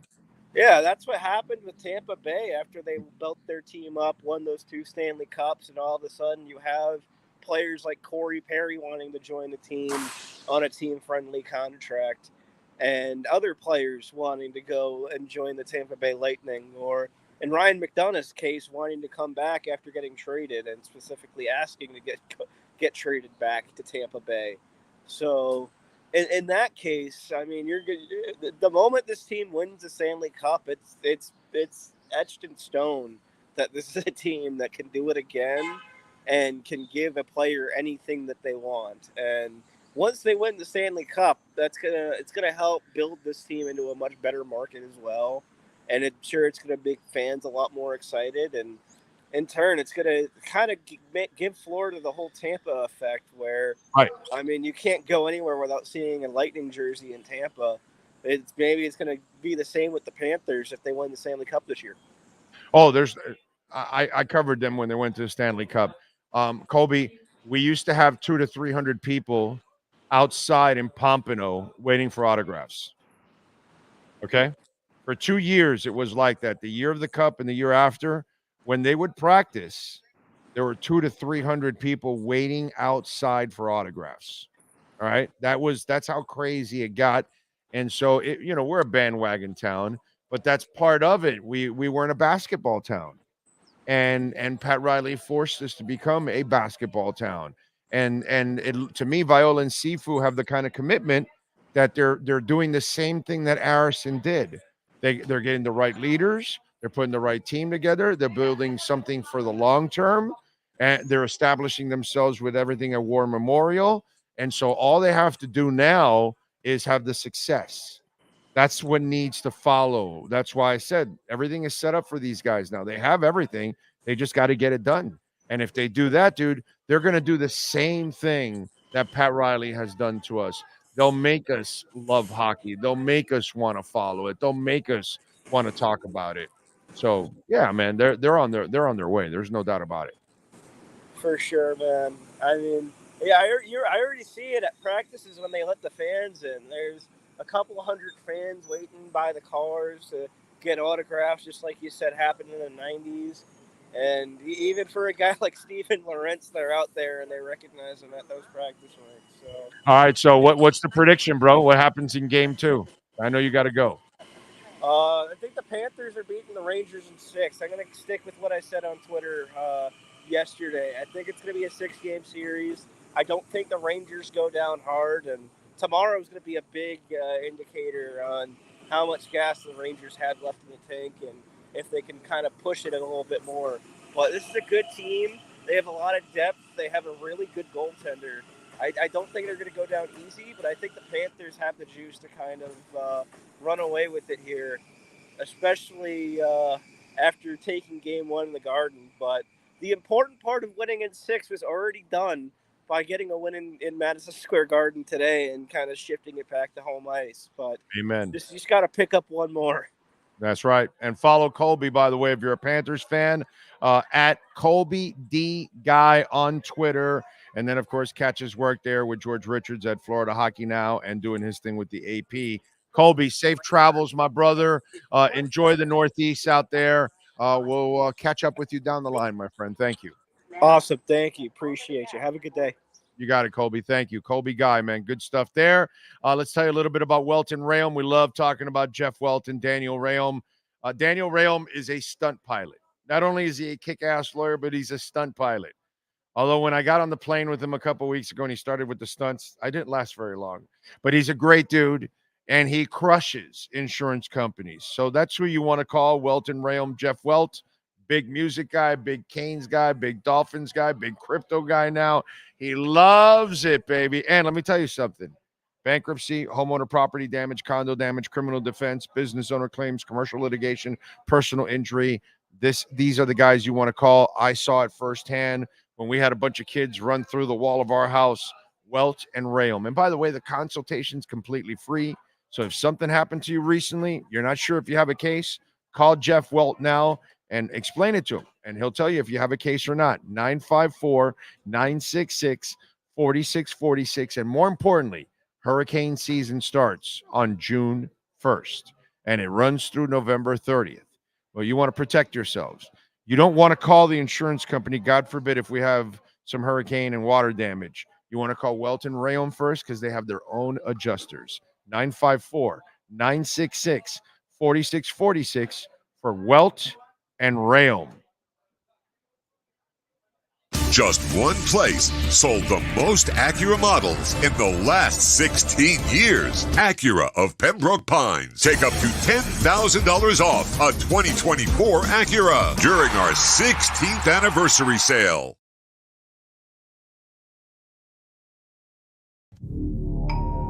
Oh, I think I know what this is. Houston, we have a package. Hello? No matter where you are, the Sloman Shield home security system guards your home. With next-gen perimeter protection, 24/7 monitoring, and interior motion sensing. And right now, get a free Sloman Shield security system and doorbell camera, all professionally installed, for free.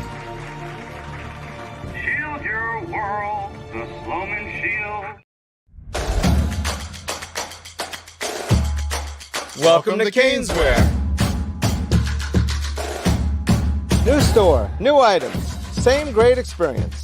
Family owned and operated since 2010, Caneswear has the latest merchandise from the Miami Hurricanes, Miami Dolphins, Florida Panthers, Inter Miami CF, and more. Come visit us at our store in Davie on University Drive, just south of 595, or online at caneswear.com. Caneswear, the spot Miami fans shop. When presenting an award to an employee, athlete, executive, or fantasy GM, make sure you call Orvieto's Awards and More. For 35 years, these custom award specialists have been providing plaques, trophies, custom framing, while providing state-of-the-art laser and computerized engraving, UV printing, and glass crystal etching. They do all their engraving and printing in-house for quality control. Call Charles at 305-949-8098 or visit them at orvietosawards.com. Orvieto's Awards and More, where recognition is rewarding. The viewpoint statements or beliefs expressed on the following program by the host, guests, or callers are not necessarily the opinions of FantasyXS.com, Media Group Inc. ownership, management, sponsors, or website. When it comes to South Florida sports teams, very few in the media have witnessed, lived, and covered it like the Big O. Let's start the program dedicated to your favorite South Florida teams with a passion that's unmatched. The Big O Radio Show is on. Here's the Big O. Right, we are back at beautiful Hialeah Park. And, of course, we are here in the second floor poker room. Yes, sir. Sean Stanley, the man, the myth, the legend that masters this entire platform. The great Steve Calabro joining us. And remember, we've got our $100 no regret first bet. You see the QR code right there. Use it. If you're listening on the podcast, go to the Hialeah Park website and then sign up through there. Remember, even if you have a Hard Rock account, you can still open an account and get the free $100, but you got to use a different email or a different phone number, whatever you're signed up with Hard Rock. If you're not, even better, sign up, have some fun, make a bet, pick up $100, and it's a beautiful thing. How you feeling, Steve? Big O, I'm feeling great, and I want to give you a little update. Okay. So I was talking last night and this morning. Football. Right. Football with none other than the Jersey guy. Oh, he started to laugh. He said, "Hey, it's like May 22nd, and we're talking football, right?" But I said he didn't want me to ask you a question. Here's what happened. He calls me last night. I call him. We talk a little. Then I call this morning. But he said one of our old college roommates. Now, mind you, when I say old, I'm not being, I'm not exaggerating. College was a long time ago, like 40 plus years ago, right? So it's a long time ago. One of our old college roommates sends him a link, and it's the Big O Show. There's like three episodes, and apparently we're talking about the Jersey guy, and he figured out. The college guy figured out that who the Jersey guy was. Oh. I've never said it, right? So the Jersey guy was fairly impressed. Okay. This guy lives in Texas. Okay. Has roots in Jersey, as do most most people in the world, right? Right. And so that's a fact, right? 6 degrees. Yeah, separation. 6 degrees of New Jersey. Of New Jersey. Yeah, from New Jersey. Yes. Right? It's a different concept, but yeah. And so he was really excited. So then we started talking football, and he wanted me to ask you a couple of questions. Okay. He said, last year, do you think Big O was ahead or behind on the picks that I gave him? I said, listen, I think he might have been ahead, but some of those picks didn't make the air because of me. I'm always. Oh yeah. Sometimes it happens. There was a week or two there. I'm texting you, hey, I didn't get. There was 1 week there he did really well, actually. That we talked about it. That you're like, yo, dude, you didn't like. Yeah, you felt bad actually. So he feels the pressure. So we got to tell him, hey, we did good, but you got to do much better. Right. What do you think? So he's not picking any early lines now, any early season things. No, he was. Good. Because it's just too many injuries can change your season. Yeah, you don't want to. It's too early. But you don't want to pick any futures now. I got to tell you, I didn't like what he was when he started talking futures. I was like, "What are you talking about?" I said, "No, can't pick any futures right now." He said, "We're right now. It looks like Kansas City and the 49ers." I said, "There's going to be 1,000 things that occur." Oh yeah, I mean, it should be Kansas City 49ers. They should be the favorites. I get that. But there's all kinds of things that could have happened. Brock Purdy who knows what can happen to Brock Purdy.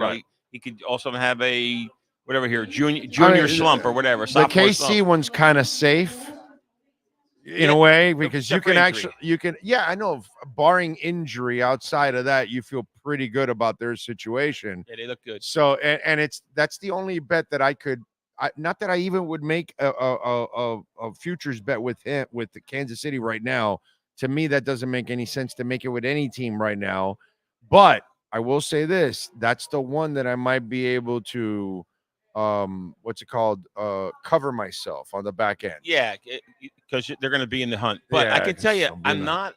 As long as Mahomes and Chris Jones are healthy, forget it. That's you have both quarterbacks of the team. And I think they've upgraded. Both guys just changed the entire complexion of your team. Chris Jones, and then Mahomes. It's ridiculous. Mahomes has better tools to work with too this year than last year. Yeah, than he did last year. Yeah. But so then I started getting a little homer on. I got angry at him, and then I said, "Oh, I'm being a homer here." But I happen to think that if you really look at the AFC, not just the AFC East, I think the Dolphins go toe to toe, particularly on the offensive side of the ball. Yeah, toe to toe. They got to stay healthy. Okay, but that's our key. That's what's been devastating for the Dolphins the last 2 years at the end. Assuming the offense stays healthy, they're going to go toe to toe with anybody. It should be, it should be damn good. And I think the Buffalo. Do we have to have 3 geriatric linebackers by the end of the season too? Well, we had 3 guys with AARP cards. You're not going to win like that, bro. No, I know, but now I have another friend who I respect. A friend, he's my stepson. He's more than a friend, but he thinks that the Dolphins defense has significantly upgraded. I would say it has in every way except defensive tackle. Kendall Fuller is better than X, and Brooks is better than Baker. Yes. Yeah. So and you picked up a couple of pass rushers in the draft along with Shaq Barrett, so you made up for the ABG loss. It's really the Christian Wilkins void. That's where you have not improved. But if you really look at it, he is right, or you're right. Oh, They've improved. It's his call. I Oh, kind of his agree call. with, and I The agree with him on defense that. overall has improved. There's only one question mark, and they signed like 87 defensive tackles. Yeah, I know. So, maybe one or they two. find something serviceable to a stopgap situation. In other words, Yeah, where it's not a. you're not replacing the guy. Yeah. You're not. But if you get 2 or 3 guys that can do his job, kind of, you know what I'm saying? Then you're all right. So that leads me to the AFC. Now we're back down to the AFC East. New England, they're not going to. Oh, they're done. They're done, right? Buffalo is it? I'm not worried about Buffalo anymore. I mean, Josh Allen. Yeah, but they lost too much. They have lost way too much on the offensive side of the Miami. ball. Miami has no excuses anymore. Yeah, this one they have to win this division, and of course the Jets. Now the Jets, we talked about this. They got a hell of a defense, man. They got a great defense, God, but they are you loaded. can't win it with just a defense. And Aaron Rodgers ain't making it past 7 or 8 games. Yeah, that's a fact of life. I mean, I believe I wouldn't trust them. I mean, I don't know if there's a site out there with the over under on Aaron Rodgers games, but it's not going to be past 7 or 8. So the Dolphins. Now I know Sean, he's got them all going undefeated, but basically the Dolphins are going to win the AFC East. Well, they better. It's like clear They're as better. day. They're better. Mike McDaniel better win the AFC East. And then the question is think about what the real sort of report card is going to be. He's got to win the first playoff game, and you got to win. You got to get to the championship game, and you're against wherever the best of the AC, the best of either KC or whoever else has stepped up. Right. And that's what has to happen this year. Yeah. If it doesn't, pretty big disappointments. Oh, it'll be a huge disappointment. Pretty big disappointment for a lot of people. But So I'm feeling good. I'm not on Sean's bandwagon of the undefeated season. Well, I think he's kind of bumped his head or something. It's only the second one in franchise history. Yeah, that's right. That's true. It's happened once. Why can't it happen again? Yeah, it happens every 52 years. That's it. But I can tell you, if you look at the schedule, so. It's a 52-year itch. Yeah. I was looking at the schedule with a couple of fans, right? And I'm like, they should win this one. They should win this. Yeah, I don't play that one. That I don't play. I did play because I don't know what's what at that moment. No, but I mean, these are teams. I'm telling you, look at that schedule. I would have never picked Tennessee to lose last year. And they lost. Hell, I wouldn't have picked to lose the Tennessee game with 3 minutes left. No, but it's because they were up by 14 points. Yeah, they lost that game. I think they went to sleep or something. I don't know if that was coaching or play. That was Fangio's worst moment. Yeah. That was Fangio's worst. Yeah, but Fangio, he did a good job overall, but he did have a couple of brain farts. One, he didn't rush Lamar, and then he allowed the Will Levis kid to just pick him apart. Levis, yeah, are you kidding me? Like, that's tough. But I didn't. You know what? I was, as much as I was bothered by that. But I do like the over for the Dolphins. It's 9.5. I love the 9.5. I love it. I would bet that. That's what I would bet. Now, I wouldn't bet a future of the Super Bowl because it's kind of a craziness. That you need a lot of shit to go to. But there's no reason for the Dolphins not to win 10 games. None. Yeah, that's 9.5. None. I mean, I have him at 11 or 12. If you start splitting divisional games, let's say you split the Jets, even if you split Buffalo, you're not going to split. You got to beat New England twice, but they won 11 last year. Yeah, so that's mean with a bunch of injuries. Yeah, that's what I'm saying. Yeah, so it's like By the way, the other thing that people get wrong, media included. Oh, they took a step back. But wait a minute, hold on a sec. How did they take a step back? They were completely injured. So if they're just healthy, aren't they better already from last year and the year before? That everybody leaves that part of, they lost Wilkins and they lost Hunt and yeah, dude, and they lost their entire linebacking core and X was useless and Holland was playing with 2 knee injuries and 3/5 of their offensive line were out. What more do you want me to tell you, dude? Yeah. I mean, don't be stupid here. Let's the reason why they were as terrible as they were towards the end, it's because they were completely injury riddled. And then how do you expect a team like that to win playoff games? Yeah, at that point, and you went to a frozen Buffalo and an even more frozen Kansas City. Shouldn't even played that Kansas City game. Yeah, and you were in the Buffalo one. You were with a backup quarterback, and you still had a shot if your coach doesn't have a brain fart and doesn't know what down it is. Yeah, you know that what I was mean. A sin, but that was so. To me, it's just and I get it, man. It's just a part of all the suffering of the last 25, 30 years. And you throw it all on what's happened the last couple of years, when really the last 2 years resemble nothing like the last 20. We have one of the best offenses in the NFL. And fun to watch. Yeah, fun to watch. Not just good, they're fun to watch. They're a really good team right now. They've won 20 games in the last 2 years. Okay? They were, your quarterback was in the MVP conversation the last 2 years. You were winning a shitload of games the first half of the season until all the injuries hit both times, and they piled on. So I never saw that the last 20 years. I never saw my quarterback in the MVP race. I never saw the Dolphin offense couldn't score with a fistful of dollars in a whorehouse. Okay? No, seriously. We used to talk about, if we could get to like... Don't get the players in trouble now. We used to give them ideas. We were Dolphin fans. We said, well, if we get to like 22, 24 points, the defense will do its job and limit them or whatever. It was a mission for us to get to 24 points. We can get to 24 points now by the First half. And so please don't tell me that what I've watched the last 2 years resembles anything of the last 20. And that's just the overreaction and the negative media that feeds into it, because it's so easy. We're so vulnerable. Well, and look, we're starving for championship games. We're vulnerable. It's big That's time. what it is. And you can take advantage of us so easy. Not me, but other people out there, you can take advantage. To me, I'm not, I'll give you Tua.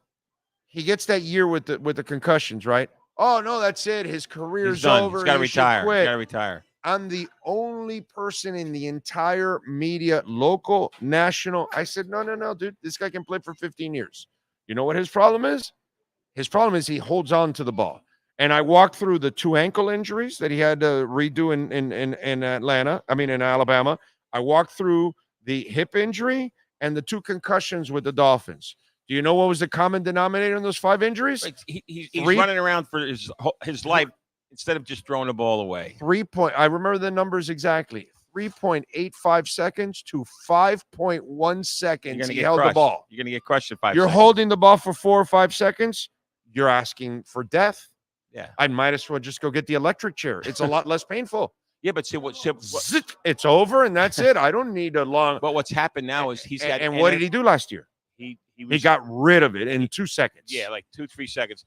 And basically, what he's happening, that's NFL maturity. That's right. The good quarterback, Brady, Aaron Rodgers, they dumped that. But feed quite into often. the panic by saying, "Oh no, his career's over. This, that, whatever." Well, Meanwhile, I'm the guy sitting there going, "Well, did you tell Sidney Crosby that?" Because while that's going on, I'm like, okay, so for those of you out there, right, do you tell Sidney Crosby to quit? Because now he's had a 20-year career. He's a first ballot Hall of Famer. He's got a bunch of championships, and he could have quit his first couple of years with a bunch of concussions, and he kept going. I love, it's feed into this, right? I'm like, okay, I said all this then. Do you tell a fireman to quit? Yeah. Do you tell a policeman to quit because their lives are on the line every day? Do you tell the lifeguard to quit? Do you tell the miner that goes down there to an unstable cave to go get whatever he's doing and breathing all that shit that he's in those coal mines for his life, that his lungs are crap? Do you tell him to quit? Because there's a shitload of people that are doing jobs. Do you tell the FP&L guy or woman climbing the high wire? Yeah, all that stuff that there's a shot that they could get electrocuted. Do you ever tell them to stop? Cutter's Edge Pro. They've got people that are climbing roofs and taking down trees and cutting up. Those guys can fall off the roof. Yeah, and it's not going to be pretty. Is that shit going to happen to you doing producing here? No, right? Well, it's not it's going a to rough happen. crowd he has to associate what I'm with. saying? There's a lot of people that do a lot of dangerous shit every day for a lot less, and you guys don't give a rat's ass what happens to them. But all of a sudden, Tua has a couple concussions, and that's it. Oh, he's got to quit football. Get the hell out of here, dude. Well, I mean, now I'm going to change directions on give me a break. The Jersey guy has a team that he does follow. Might be a little bit. He's one of those likes him, but I know you're not an early guy on picking, but the Eagles, have they really increased their offensive power? And I think they have with Saquon.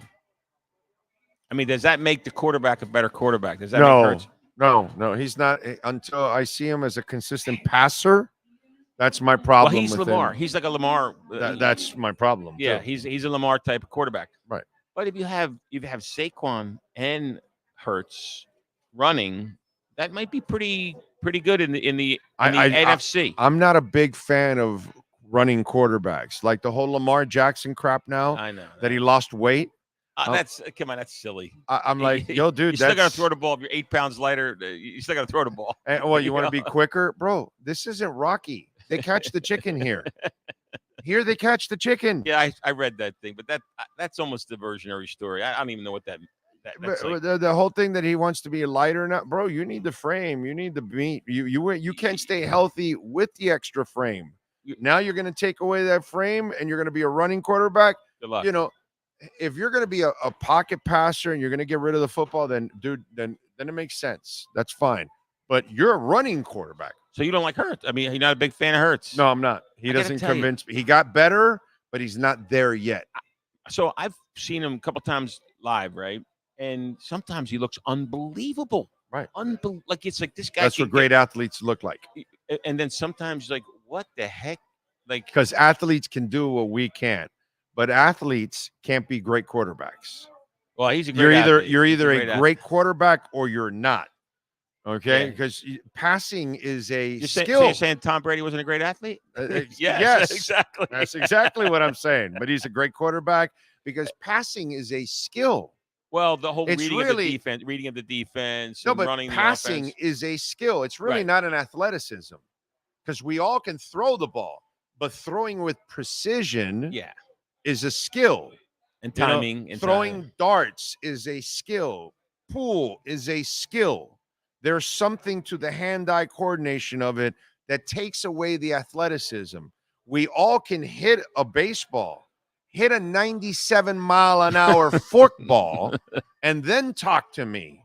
That's a skill set. That's different. That you have to have that hand-eye coordination that goes with it. And so to me, that's where you become, from athlete, you become a quarterback. And the quarterback is the guy that he passes accurately, he places it accurately, he leads you accurately, he keeps you healthy, that he doesn't put you into, like, he throws it inside when you're supposed to throw it back outside and you had to cut back in, and here comes the safety. Boom. But if he led you outside, the safety's still chasing you. Now you came in, now you came to the safety. Boom, it's over. So I'm going to leave you with this. My opinion, I think the Eagles are the only team. Two things about the Eagles I want to just say. The only team that I think, or one of the few teams that can give the Niners a run for their money. Oh, for sure. In that NFC bunch. Because they have the defense, they have the running game. Although they did lose Kelsey at center. I'm gonna make. I said, although I have one caveat. I've talked to about a half a dozen, just a half. That's a small sample of Eagle fans, and they're hardcore. Yeah. I mean, my son, fans. hardcore. Yeah, they're like keyword fans. Yeah, they're crazy. They're crazy people. Yeah, right? that's but they're already. I can see it. They're just teetering with Sirianni getting booted. Oh yeah, because they didn't end strong. Yeah. But he also. And he's a smart ass too. Well, and he's a little bit of a smart ass. He hasn't done anything spectacular. Oh, by the way, it's my offense, and then he fires the offensive coordinator. The whole 9 yards. Right. I think the fans over the few months have said, hey, you know what? Enough of this guy. He's a piece of shit. No, I'm not saying. No. I'm not saying he's. A piece of shit. I know you're telling me. I know what you're saying. They're on. They're on the brink. Yeah, man. It could. So he has to impress this. Like year. week 8, week 9, we could be sitting here saying, "Holy mackerel, Sirianni's." He needs a police escort to get out of the city. You know what I mean? If it goes really bad. I mean, Sirianni. Jerry Glanville wasn't wrong when he said the NFL stands for not for long. Yeah, man. He was right. He was a character, and he had great. He had some great one-liners, and that's one of the greatest one-liners for all time. He says, "Hey, you know what the NFL stands for? Not for long. I'll be shopping for groceries if you keep making those kind of calls." That was the soundbite on the sidelines. And it's just great because that's Jerry Glanville. At any rate. And for you youngins out there, Go see Jerry Glanville's greatest hits or something on YouTube, and you'll laugh your ass off. But there's another one too, John McKay. He was a pretty good one-liner guy too. Hey, you're giving Ricky Bell the ball 42 times. What do you think, Coach? He goes, well, that's not that heavy. But anyhow, but meantime, the team was 0-17. But Ricky Bell was one of the few things you wanted to use. That was the only thing he had. Yeah. Right? But I'll leave with this note. Thank you for pushing. We really got to let people know we're getting ready for the football season. Sign up for. No, but we got the hockey playoffs. We got the NBA playoffs right now. You can bet basketball. You can bet right now. We got Inter Miami, Panthers. dude. We got the best soccer team in the country. The Panthers are 1.5-point favorite tonight. Yeah. Is it tonight or is it tomorrow night? Tomorrow night. And so just sign up for tonight. Tonight we got Pacers and Celtics. Yeah, that's interesting. Pacers made it a nice game with +10, so you would have won. So you got a chance tonight. It's -9. You can go on the Hialeah site. The Stars are favored by 1.5 goals tonight against the Oilers. So you got that. And then tomorrow you got the Panthers. 1.5. Yeah, and the Panthers right now are 1.5 plus 235 on the money on the plus 235 at 1.5. And 5.5 on the total. And 5.5 on the total. And actually the money line is Panthers -115. That's not that bad considering if you want to get cocky. I mean, you know what I'm saying? So you've got all of these things. And then you've got Inter Miami favored by half a goal plus 135. That's not too bad with Messi. So I'd that's take the actually line on good. that one, I think I'd take the line. Not the money line. The money line is plus 140. Yeah, I take the points on that one. I lay half a goal. Yeah, half a goal. Yeah, plus 135. Yeah. I'll do that in a heartbeat. I got Messi this week. If I didn't have Messi, then it'd probably be a different number actually. Way different. If the Queen had balls, yes, she'd exactly. be king. She'd but be the king. The if's a pretty big word there. But yes. At any rate, last thing I'm going to say is, last Saturday of June, 50 cash, winner takes all. All right, there you go. Billboards are going up in about a week. 50 cash. So instead of a car, they're giving away $50,000. Winner takes all. Winner takes all. We're going to put like a couple hundred people in the cage and see who comes out. Winner takes all. 50K. We went a little bit old school. We given cars, electric cars, and trucks, and blah blah, and we were beefing about cars, and I had an internal argument. Hey, let's just give 50 big ones, 50 bent, whatever that 5,000. It's 50, everybody loves cash. Cash, and buy whatever car you'd like. Buy whatever car you'd like. So it's June, the last Saturday of June, 1:00 in the morning, which I guess is Sunday morning, but it's Saturday night. And 50,000. So at any rate, I'll tell the Jersey guy that the pressure's on. He's got to produce. Yeah, I'll make sure I deliver the picks a little more. Yeah, and you know what? Tell Jersey guy that at the beginning of the year he's got to have a couple of futures. Prior to first game. At the end of the preseason. Yeah, after first the game. third week. Yeah, we need when some we know all the stupid injuries and everything's done and we got 2 weeks left for the season. This is our teams right now. Then so he's got to have. Before that week, he's got to have some futures. And just so you know, I'm going Dolphins over. I won last year with the Dolphins. It took me all the way to the end, but yeah, I won with the this year. I'm going to last 2 years I've won with the Dolphins total. Look, hats off to you. Right. Big O Show is reaching out all the way to Texas. We're like Sagwa Fair. We're everywhere. The college buddy, his name. He was a good football player and like a big, strong guy, right? And I go up to him. I was skinny as a rail, right? I go up and I punch him and he could kill me. He could like kind of grab me and crush me. And he'd be like, "Oh, don't do that." He was like a teddy bear, but he was a tough athlete. Where does he live in Texas? Austin, Texas. So did he go through the freeze? Yeah. I got the. Okay, so you gotta mess with them next time and say, "Hey, bro. So when you were freezing your ass off and Ted Cruz was in Cancun, what'd you think of that?" But listen, I want to tell you his name. I want to show you his nickname. So I'm just going to tell you his nickname, which is part of his last name. Okay. His nickname was Belly. Belly. Belly. Okay. Summer about Belly. Okay. So, and to this day, he's still Belly. And Belly found Big O. So you tell me. I'm trying to lose my belly, and you're losing the belly. You're gaining bellies. Yes. Beautiful thing. All right, man. All right, my brother. Take Appreciate care. you. Bye-bye. The great Steve Calabro in the house. Thank you, Steve. Appreciate you, my brother. Steve and I are gonna go to Claw Restaurant. We're gonna go to the Claw Steakhouse.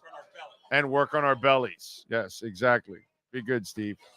I was because I found the restaurant. I'm going to go to Claw Steakhouse in Edgewater. By the way, I did not get. None of you have ever been to Claw Steakhouse, huh? I asked yesterday. I haven't gotten any spy reports on that. By the way, our merch shop is open. Good news. I'm told. I think tomorrow I might be picking up a lot of our merch. So that is actually cool. That means those of you that placed an order, we will start, the wife and I will start sending them out over the weekend. So we will start to mail out your orders. He sent me a video of the machine embroidering the hats. Look really cool, dude. Look really cool. It did really good work. And remember, the Big O Show hats not only do have the Big O Show logo and it says daily on YouTube, but in the back it has, in honor of my best friend Bill Preston, it'll say BP4E, and that's right on the half moon, right on the top of the half moon, in honor of Bill. The Bitcoin hats, the Big O Show Bitcoin hats, don't have that, but the regular Big O Show hats do have it, and we have 11 different shirts that are on the website. We're going to add more. You can use that QR code to go to it. It's a great way to support Sean and I and keep us around. If you want to keep us around, hit the like button. It's very important to smash the hell out of that like button if you want to keep us around, man. And remember, you can go to bigoradioshow.myshopify.com. Also, the link is right there on our YouTube page. The link is on our Instagram page at Big O Radio Show. It's there too. So plenty of places. Plus, the link is posted on Blue Sky, on Threads, on Instagram, on Facebook, on Twitter. It's all there. You can find the merch link all over the place, or of course, right there, use the QR code. And remember, you can also make a donation to the show, Cash App or Venmo at Cash Big O Show. Let's get to our 3A Graphics sports calendar. Alan Blanco, you're going to start seeing his great work now with our hats and our shirts. And if your company needs uniforms, hats, shirts, you name it, they do it all, man. 3A Graphics sports calendar, 980 West 22nd Street in Hialeah, 786-618-1443. Custom printing and embroidery. Last night, Panthers dismantled the Rangers 3-0. They took a 1-0 lead in the best-of-7 series. Game 2 will be Friday at 8 o'clock on ESPN. Mavs over the T-Wolves. I got to tell you something. I am completely lost with this Mavs team. They continue to prove me wrong over and over and over again. I would have never had them go this far, and I certainly don't have them beating the T-Wolves. I am completely off when it comes to the Mavs. Just props to them. Doncic was awesome, 33 points. Kyrie ended up with 30. He was red hot in the first half, dude. He was smoking. Friday will be game 2 at 8:30 in Minnesota.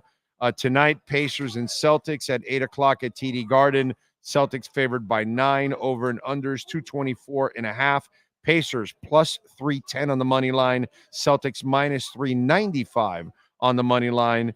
On the ice, Western Conference Finals, Oilers and Stars, Game 1, 8:30 tonight on TNT. The Stars favored by 1.5 goals, plus 195 if you want that one. The over and under is 6, plus 110 for the Oilers, minus 130 for the Stars. Saturday, Inter Miami visits Vancouver, and Inter Miami favored by 0.5 goal, plus 135.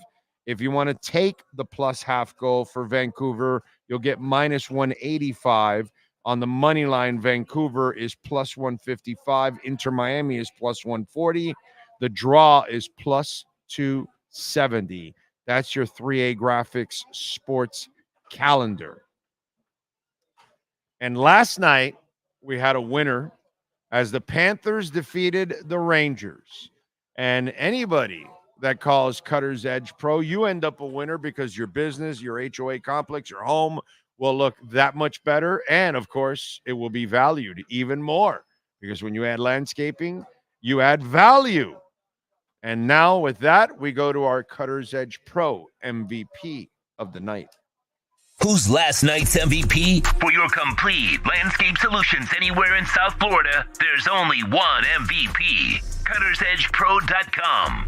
Here's our CuttersEdgePro.com MVP of the night.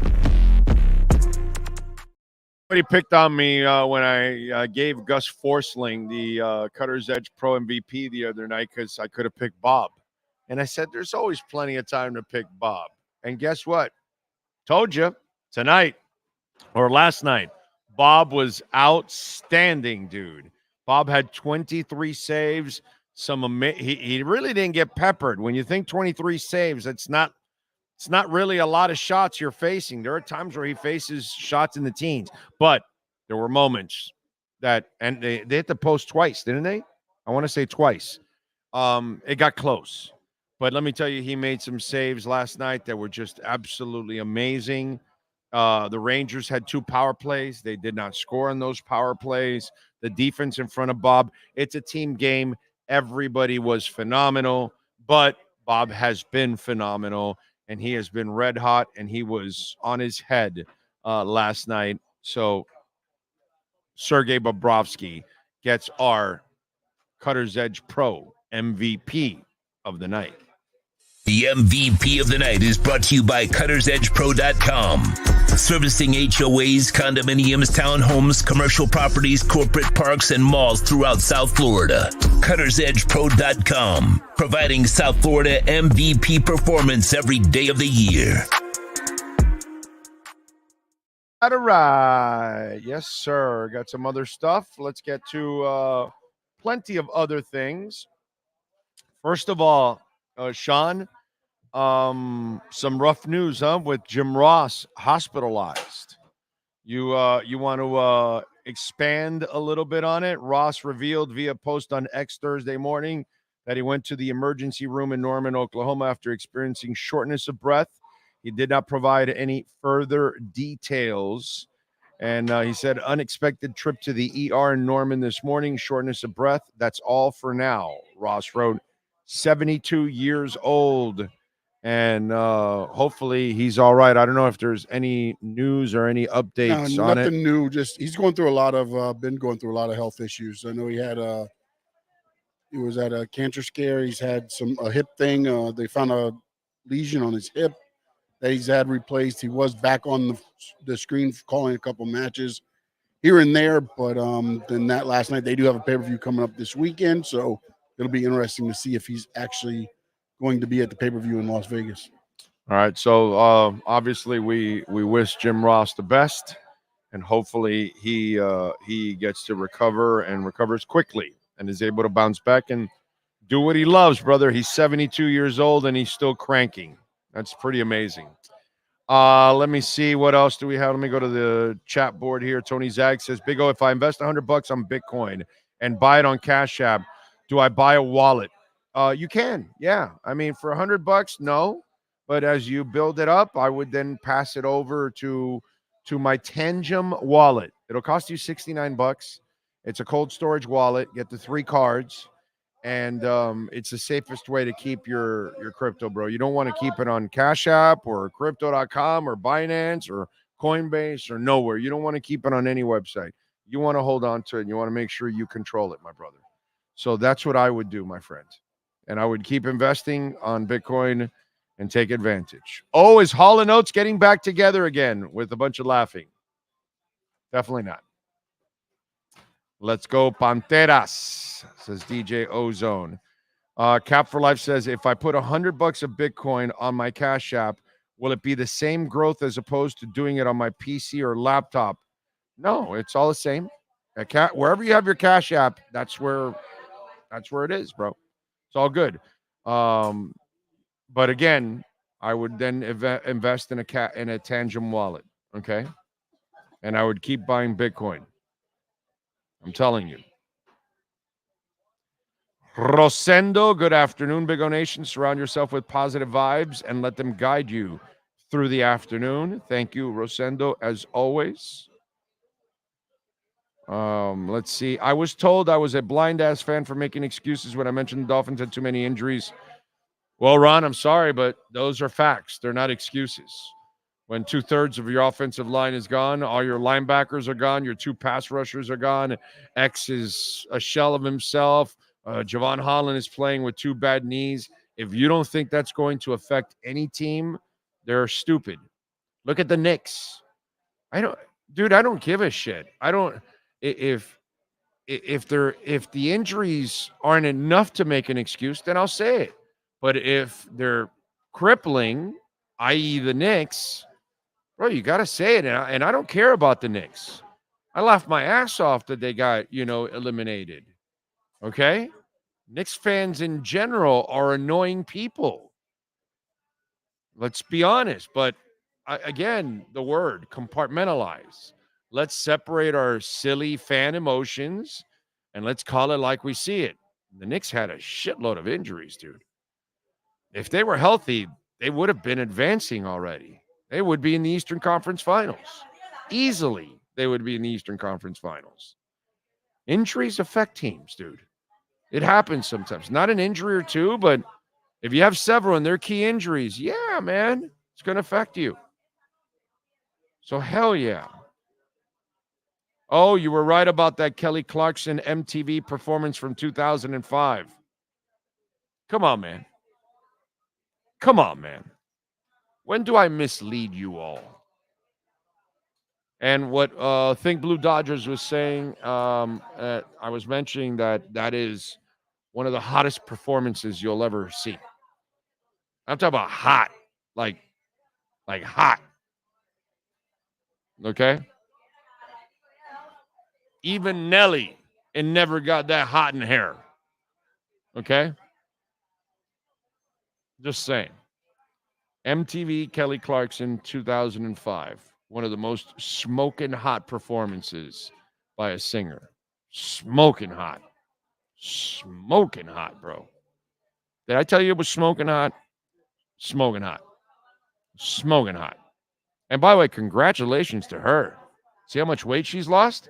She looks fantastic, bro. Divorce is the greatest diet that there is of mankind. Now, she was married to some deadbeat, obviously. Some loser that couldn't carry his own weight. I kind of find it. I'm old school, dude. Like, I'm not saying that there's like something wrong with it or it's total whatever, but I'm old school. The woman can't carry me, bro. No, bro. No, I'm going to be the main money maker. I just, nothing wrong with it. If you happen to run into it and she runs into a hell of a job, God bless you. But I'm not the guy that's looking for somebody to be my sugar mama. No, dude. No. I just would I would have no respect for myself. You know what I'm saying? But I'm old school in that sense. Speaking of Belly, that movie Belly with DMX and Nas was badass also. There we go.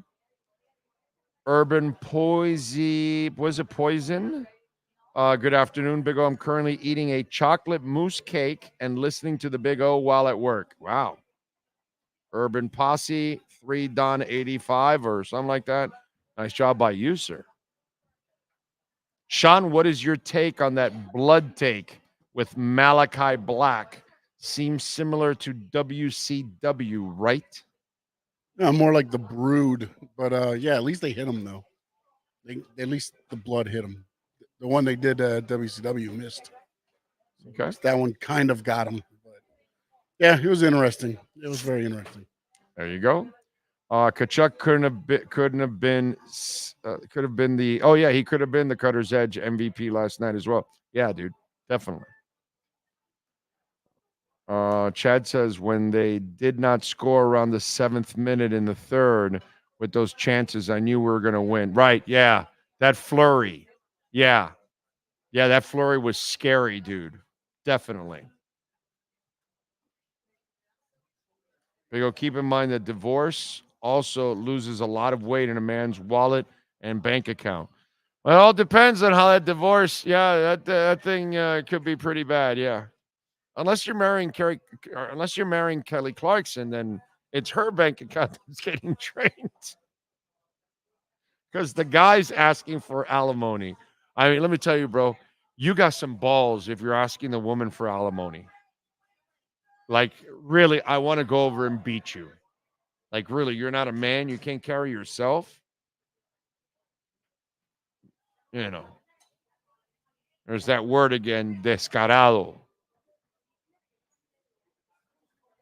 Damn, the soccer team and the hockey team have more sauce than the Dolphins. Well, they're better. What are you gonna do? You know, they're better. So we got to give them more extra sauce. By the way, for you concert people, okay, we got some good stuff going on because Live Nation and Ticketmaster is getting sued by the DOJ. Yes, sir. The Justice Department filed a lawsuit Thursday seeking to break up Live Nation, alleging that the parent company of Ticketmaster has hurt consumers and violated antitrust laws by exercising outsized control over the live events industry. The suit filed in the Southern District of New York and backed by attorneys, Attorney General for 29 states plus Washington, D.C. What state didn't back this up? Like, how communist can you be? Alleges that Live Nation has engaged in practices that harm the entire Live Nation live entertainment industry, from artists and fans to venues and startups to seeking to break into businesses. That's right. This has been a rig of all rigs. Okay, what they charge for service charges and all that, it's criminal, dude. I grew up and we had bass and Celador and something else way before Ticketmaster and all that. And we need to get back to having multiple companies because, you know, there's Ticketfly out there. There's a couple of others. Like Ticketfly is more for the West Coast and things like that. We need to get back to that, dude. And if bands want to sell their own and they have the, you know, if Metallica or somebody like that, like U2, Taylor Swift or whatever, they want to do it through their own sites and they want to work with the venues, let them do that too, bro. You know what I'm saying? Because that way they would charge us, the consumer, a lot less. We would pay less for concert tickets. Because remember, when you buy a $100 concert ticket, they're throwing like another $40 on service charges. What, to print the damn ticket? You're charging me $40 when maybe the band will charge you $5 or $10. And you'll save your, oh, by the way, the service charge grows as the ticket's more expensive too. Have you noticed that? Sons of bitches. So I hope this goes through because those of us that love music and going to concerts, that is absolutely awesome if this goes through. All right, let's get to some birthdays today. All right, let's start off a little May 23rd birthdays. So far, pretty slow start, I got to tell you. Jewel, pop singer, is 49.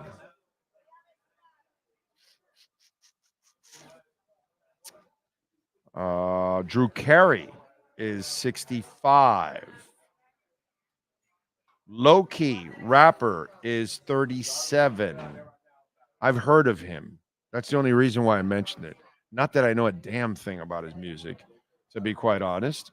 Aaron Donald, retired amazing football player, is 32 years old. I don't think he'll get the bug to want to come back, by the way.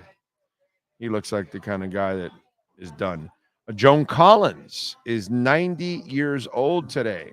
She's amazing. She's still with us. That is awesome. That's pretty damn impressive. Let's also go with musicians on this date. That other site I use never really has all of the people that it should have on the music side. Let's see who else we have here.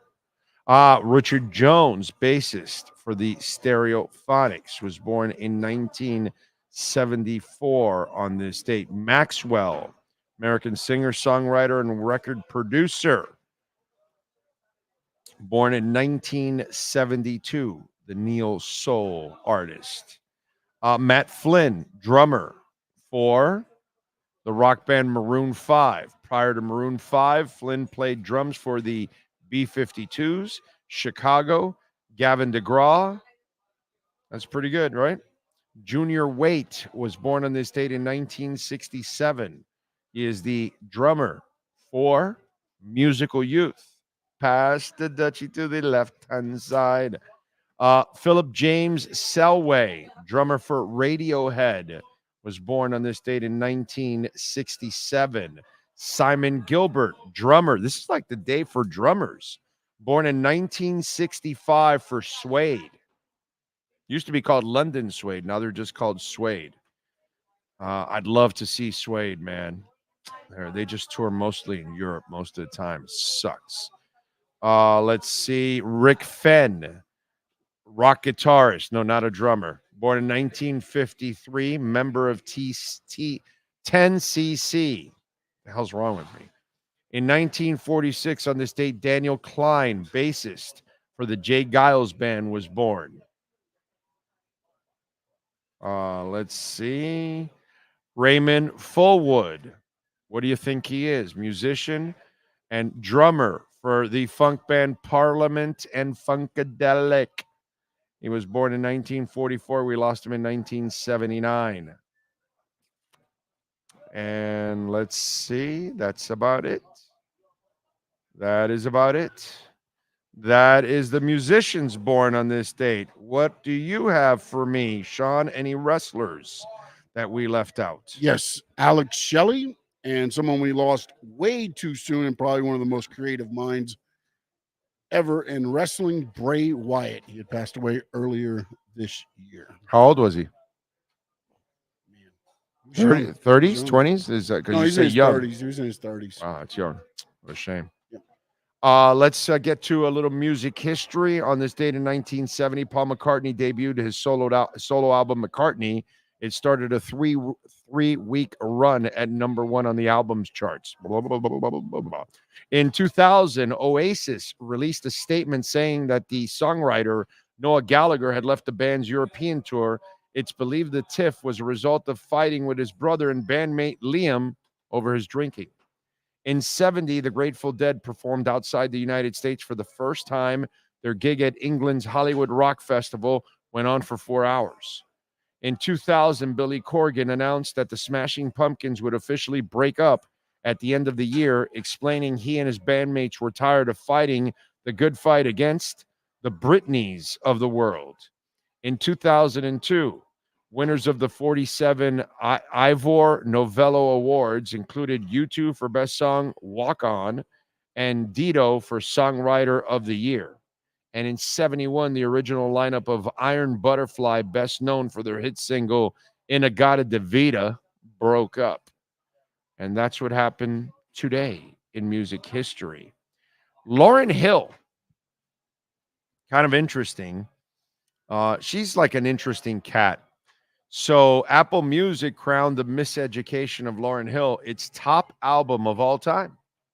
The music streaming service launched its inaugural 100 Best Albums list last week, revealing parts of it over the course of 10 days. Hill's 98 album was her first and only solo album. Apple described it as stunningly raw, profound look into the spiritual landscape, not just one of the era's biggest stars, but the era itself. The album and the singles, everybody knows Doo Wop That Thing, X Factor, and Everything Is Everything. Apple Music experts and a handful of artists, including Maren Morris, Pharrell Williams, yada, yada, yada, all that stuff. According to the music streaming service, songwriter, producers, industry professionals all weighed in, but an Apple Music did not specify the people for those groups. Hill became the first woman to earn 5 Grammys in one night in 99 for that album. According to the Grammy website, she took home the Best New Artist, Best R&B Album, and Album of the Year. And there is no doubt that is a great, great album. And she deserves all the accolades for all of that. The part that eats me alive a little bit is that she had No More Juice. And what a shame that now, let me tell you, to follow up that album was going to be a bitch. You know, Asia never could follow up their debut. The Don't Cry album, Alpha, I think it was called, their second album. It was pretty good, but it wasn't like the first one. So I get it, dude. I get it. I've seen plenty of bands that way. You know, that they nailed it with that first album, and then after that, they might have had some success, but it was never anything like that first album of theirs. So I don't know, you know, because she's notoriously lazy. She doesn't show up to her concerts on time. Everybody knows if you're going to a Lauryn Hill concert, brother, you're going to wait. And she's as diva as it gets. But the shame is, man, the Lord blessed her, right? With some sick ass talent with the Fugees and then by herself. And then the fact that she couldn't come up with any more material, whether she couldn't or she didn't want to or for whatever, you know what I mean? But it's amazing because she's made an everlasting name for herself because of the Fugees and that one solo album. And think about it. Look at Apple. Look at the recognition she gets for it. And you just wonder, what if she had more in her? You know? What if? What more could she have come up with? You know? What a shame. Big time shame. The other thing I saw, did you see this? Beverly Hills Cop 4 is coming out. And I went into Eddie Murphy's IMDb. That dude hasn't been funny in 30 years. He's come up with a bunch of like terrific kids movies. Mr. Doolittle and Haunted House and all that. That stuff is good. He morphed himself into one of the funniest dudes in the history of the planet into a child actor. Because his movies ran out of gas on the adult side. Let's be honest. They weren't very good down the stretch. And you start looking at his IMDb, he clearly hasn't been really funny for over 30 years. Now it's going to debut June 3rd. I saw it on Netflix. And it's, most of us have Netflix.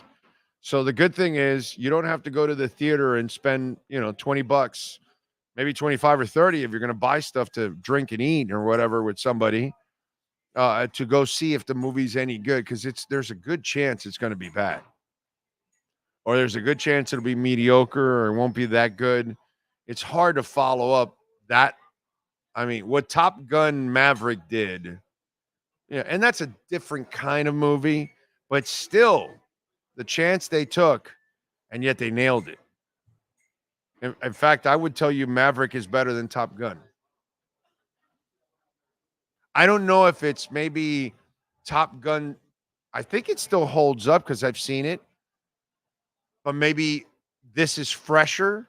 But wow, it was exceptional. The storyline and everything were exceptional. It's hard, bro. You're at number 4. Number 3 was already kind of weak sauce. Beverly Hills Cop 1 and 2 were awesome. I wouldn't call 3 awesome. You know what I'm saying?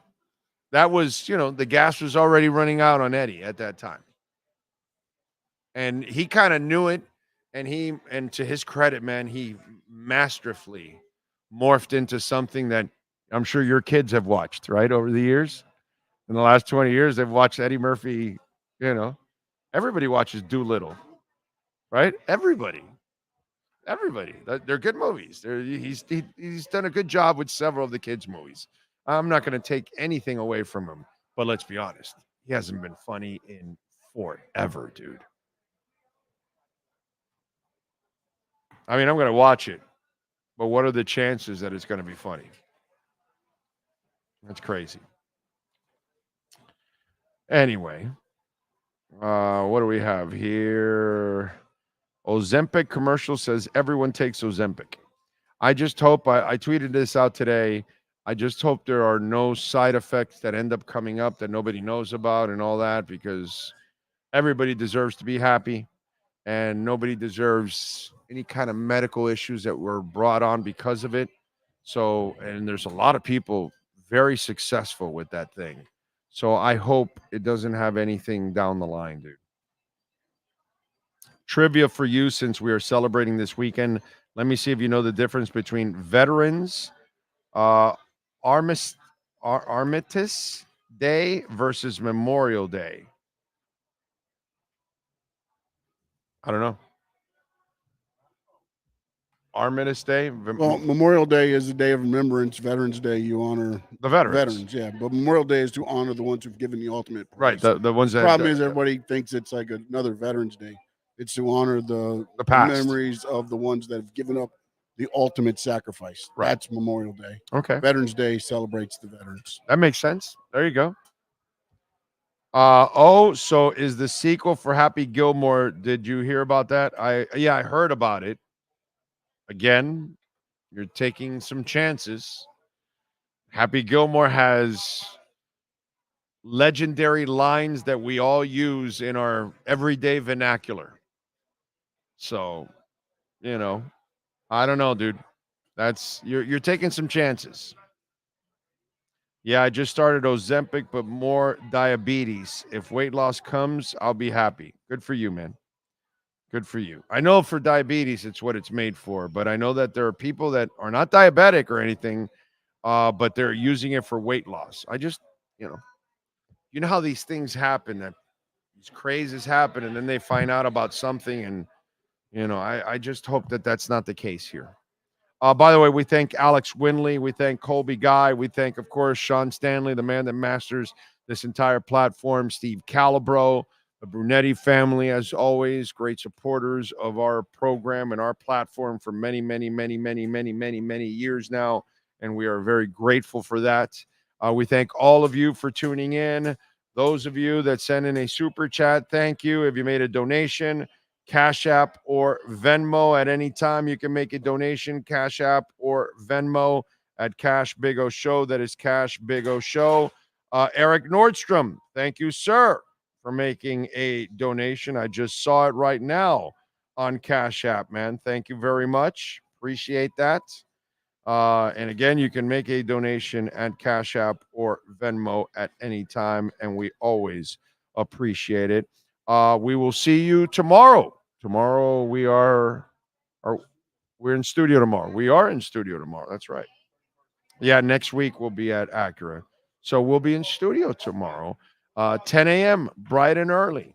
Appreciate all of you out there. We'll see you tomorrow. Same time, same place, same bat channel.